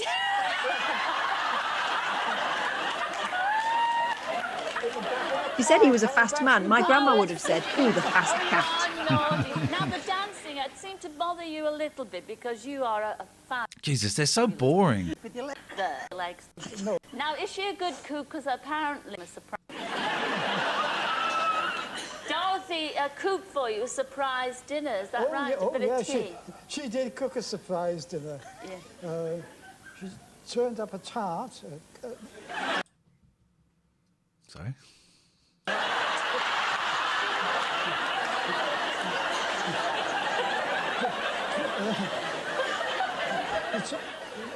What kind of tart? It was a mincemeat tart. Oh, right. You know, like a French maid thing. And, it turned out as a sweet. Oh, was it? It should have been mincemeat, not minced meat. And she put custard on it. Oh, so we you had mincemeat you had and beef custard. tart and custard. Yeah. I think the burning question is, are you going to see each other again on a permanent basis? Well, it's a permanent, irregular basis. Define Although permanent. We care for each other a lot. We like each other's company. Neither of us are anxious to get married again, but we both want companionship, which we should give each other and make the most of it. Oh, lovely.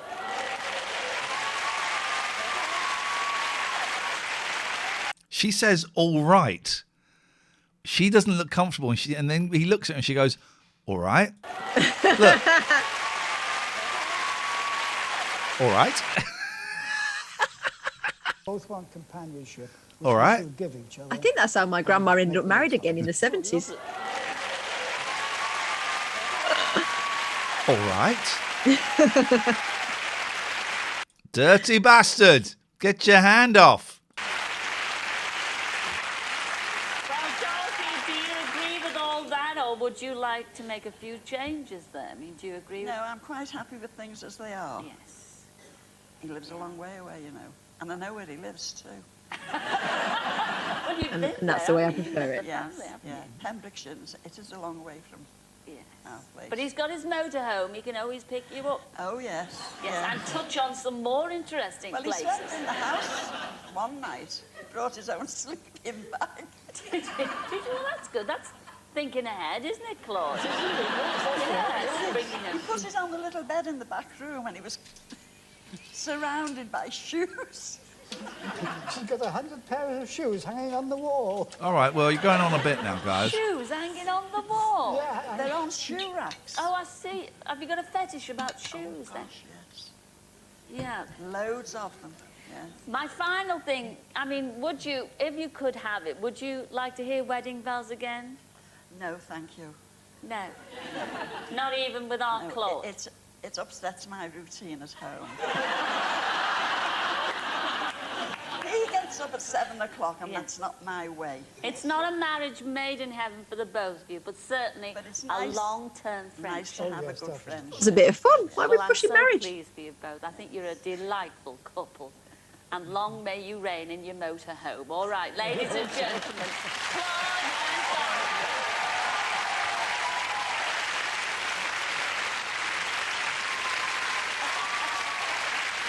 You know that's what the Twitch kids see when they land on our channel, don't you? Of course it is.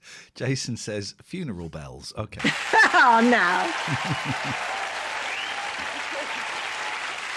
Well, that's all we have time for on Blind Date this week, but we will be back next week to find out how Ed and Kirsty and Oh, Jack do they all come out and wave? and No. Adrian enjoy their I days don't think so. together. So until then, it's ta-ra for now. Ta-ra, everyone.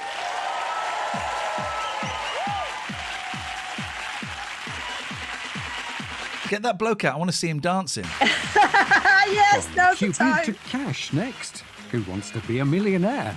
After the break.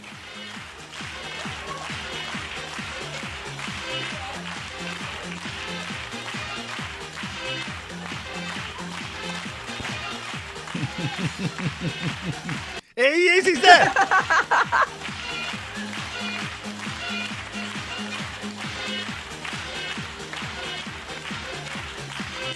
You wouldn't clap all the way through this, would you? You join at the end. No. Whenever we get caught in one of those, he always whispers in my ear, "You started too soon. You're going to regret that."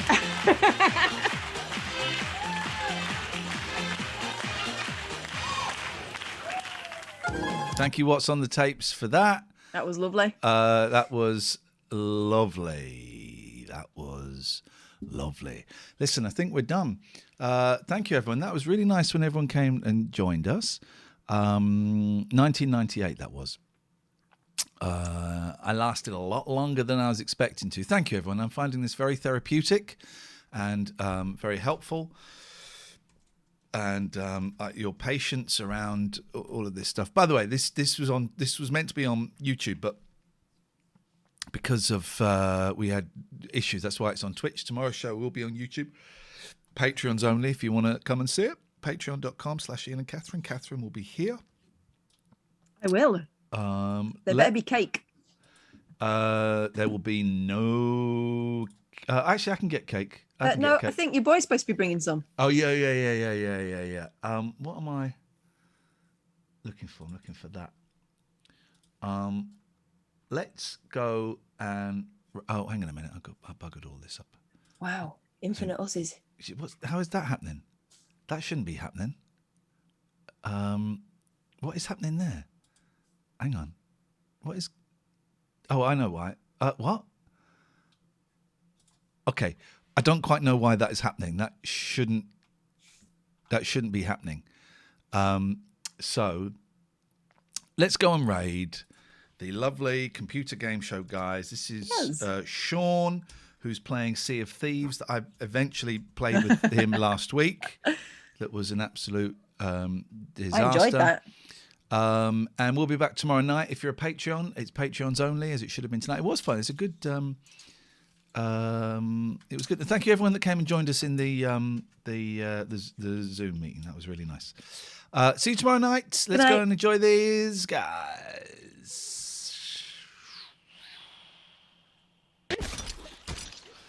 All right, Boyley. In his defence, I'm my off to shots bed. were going to where he was aiming for, so I don't blame him for thinking. Very well.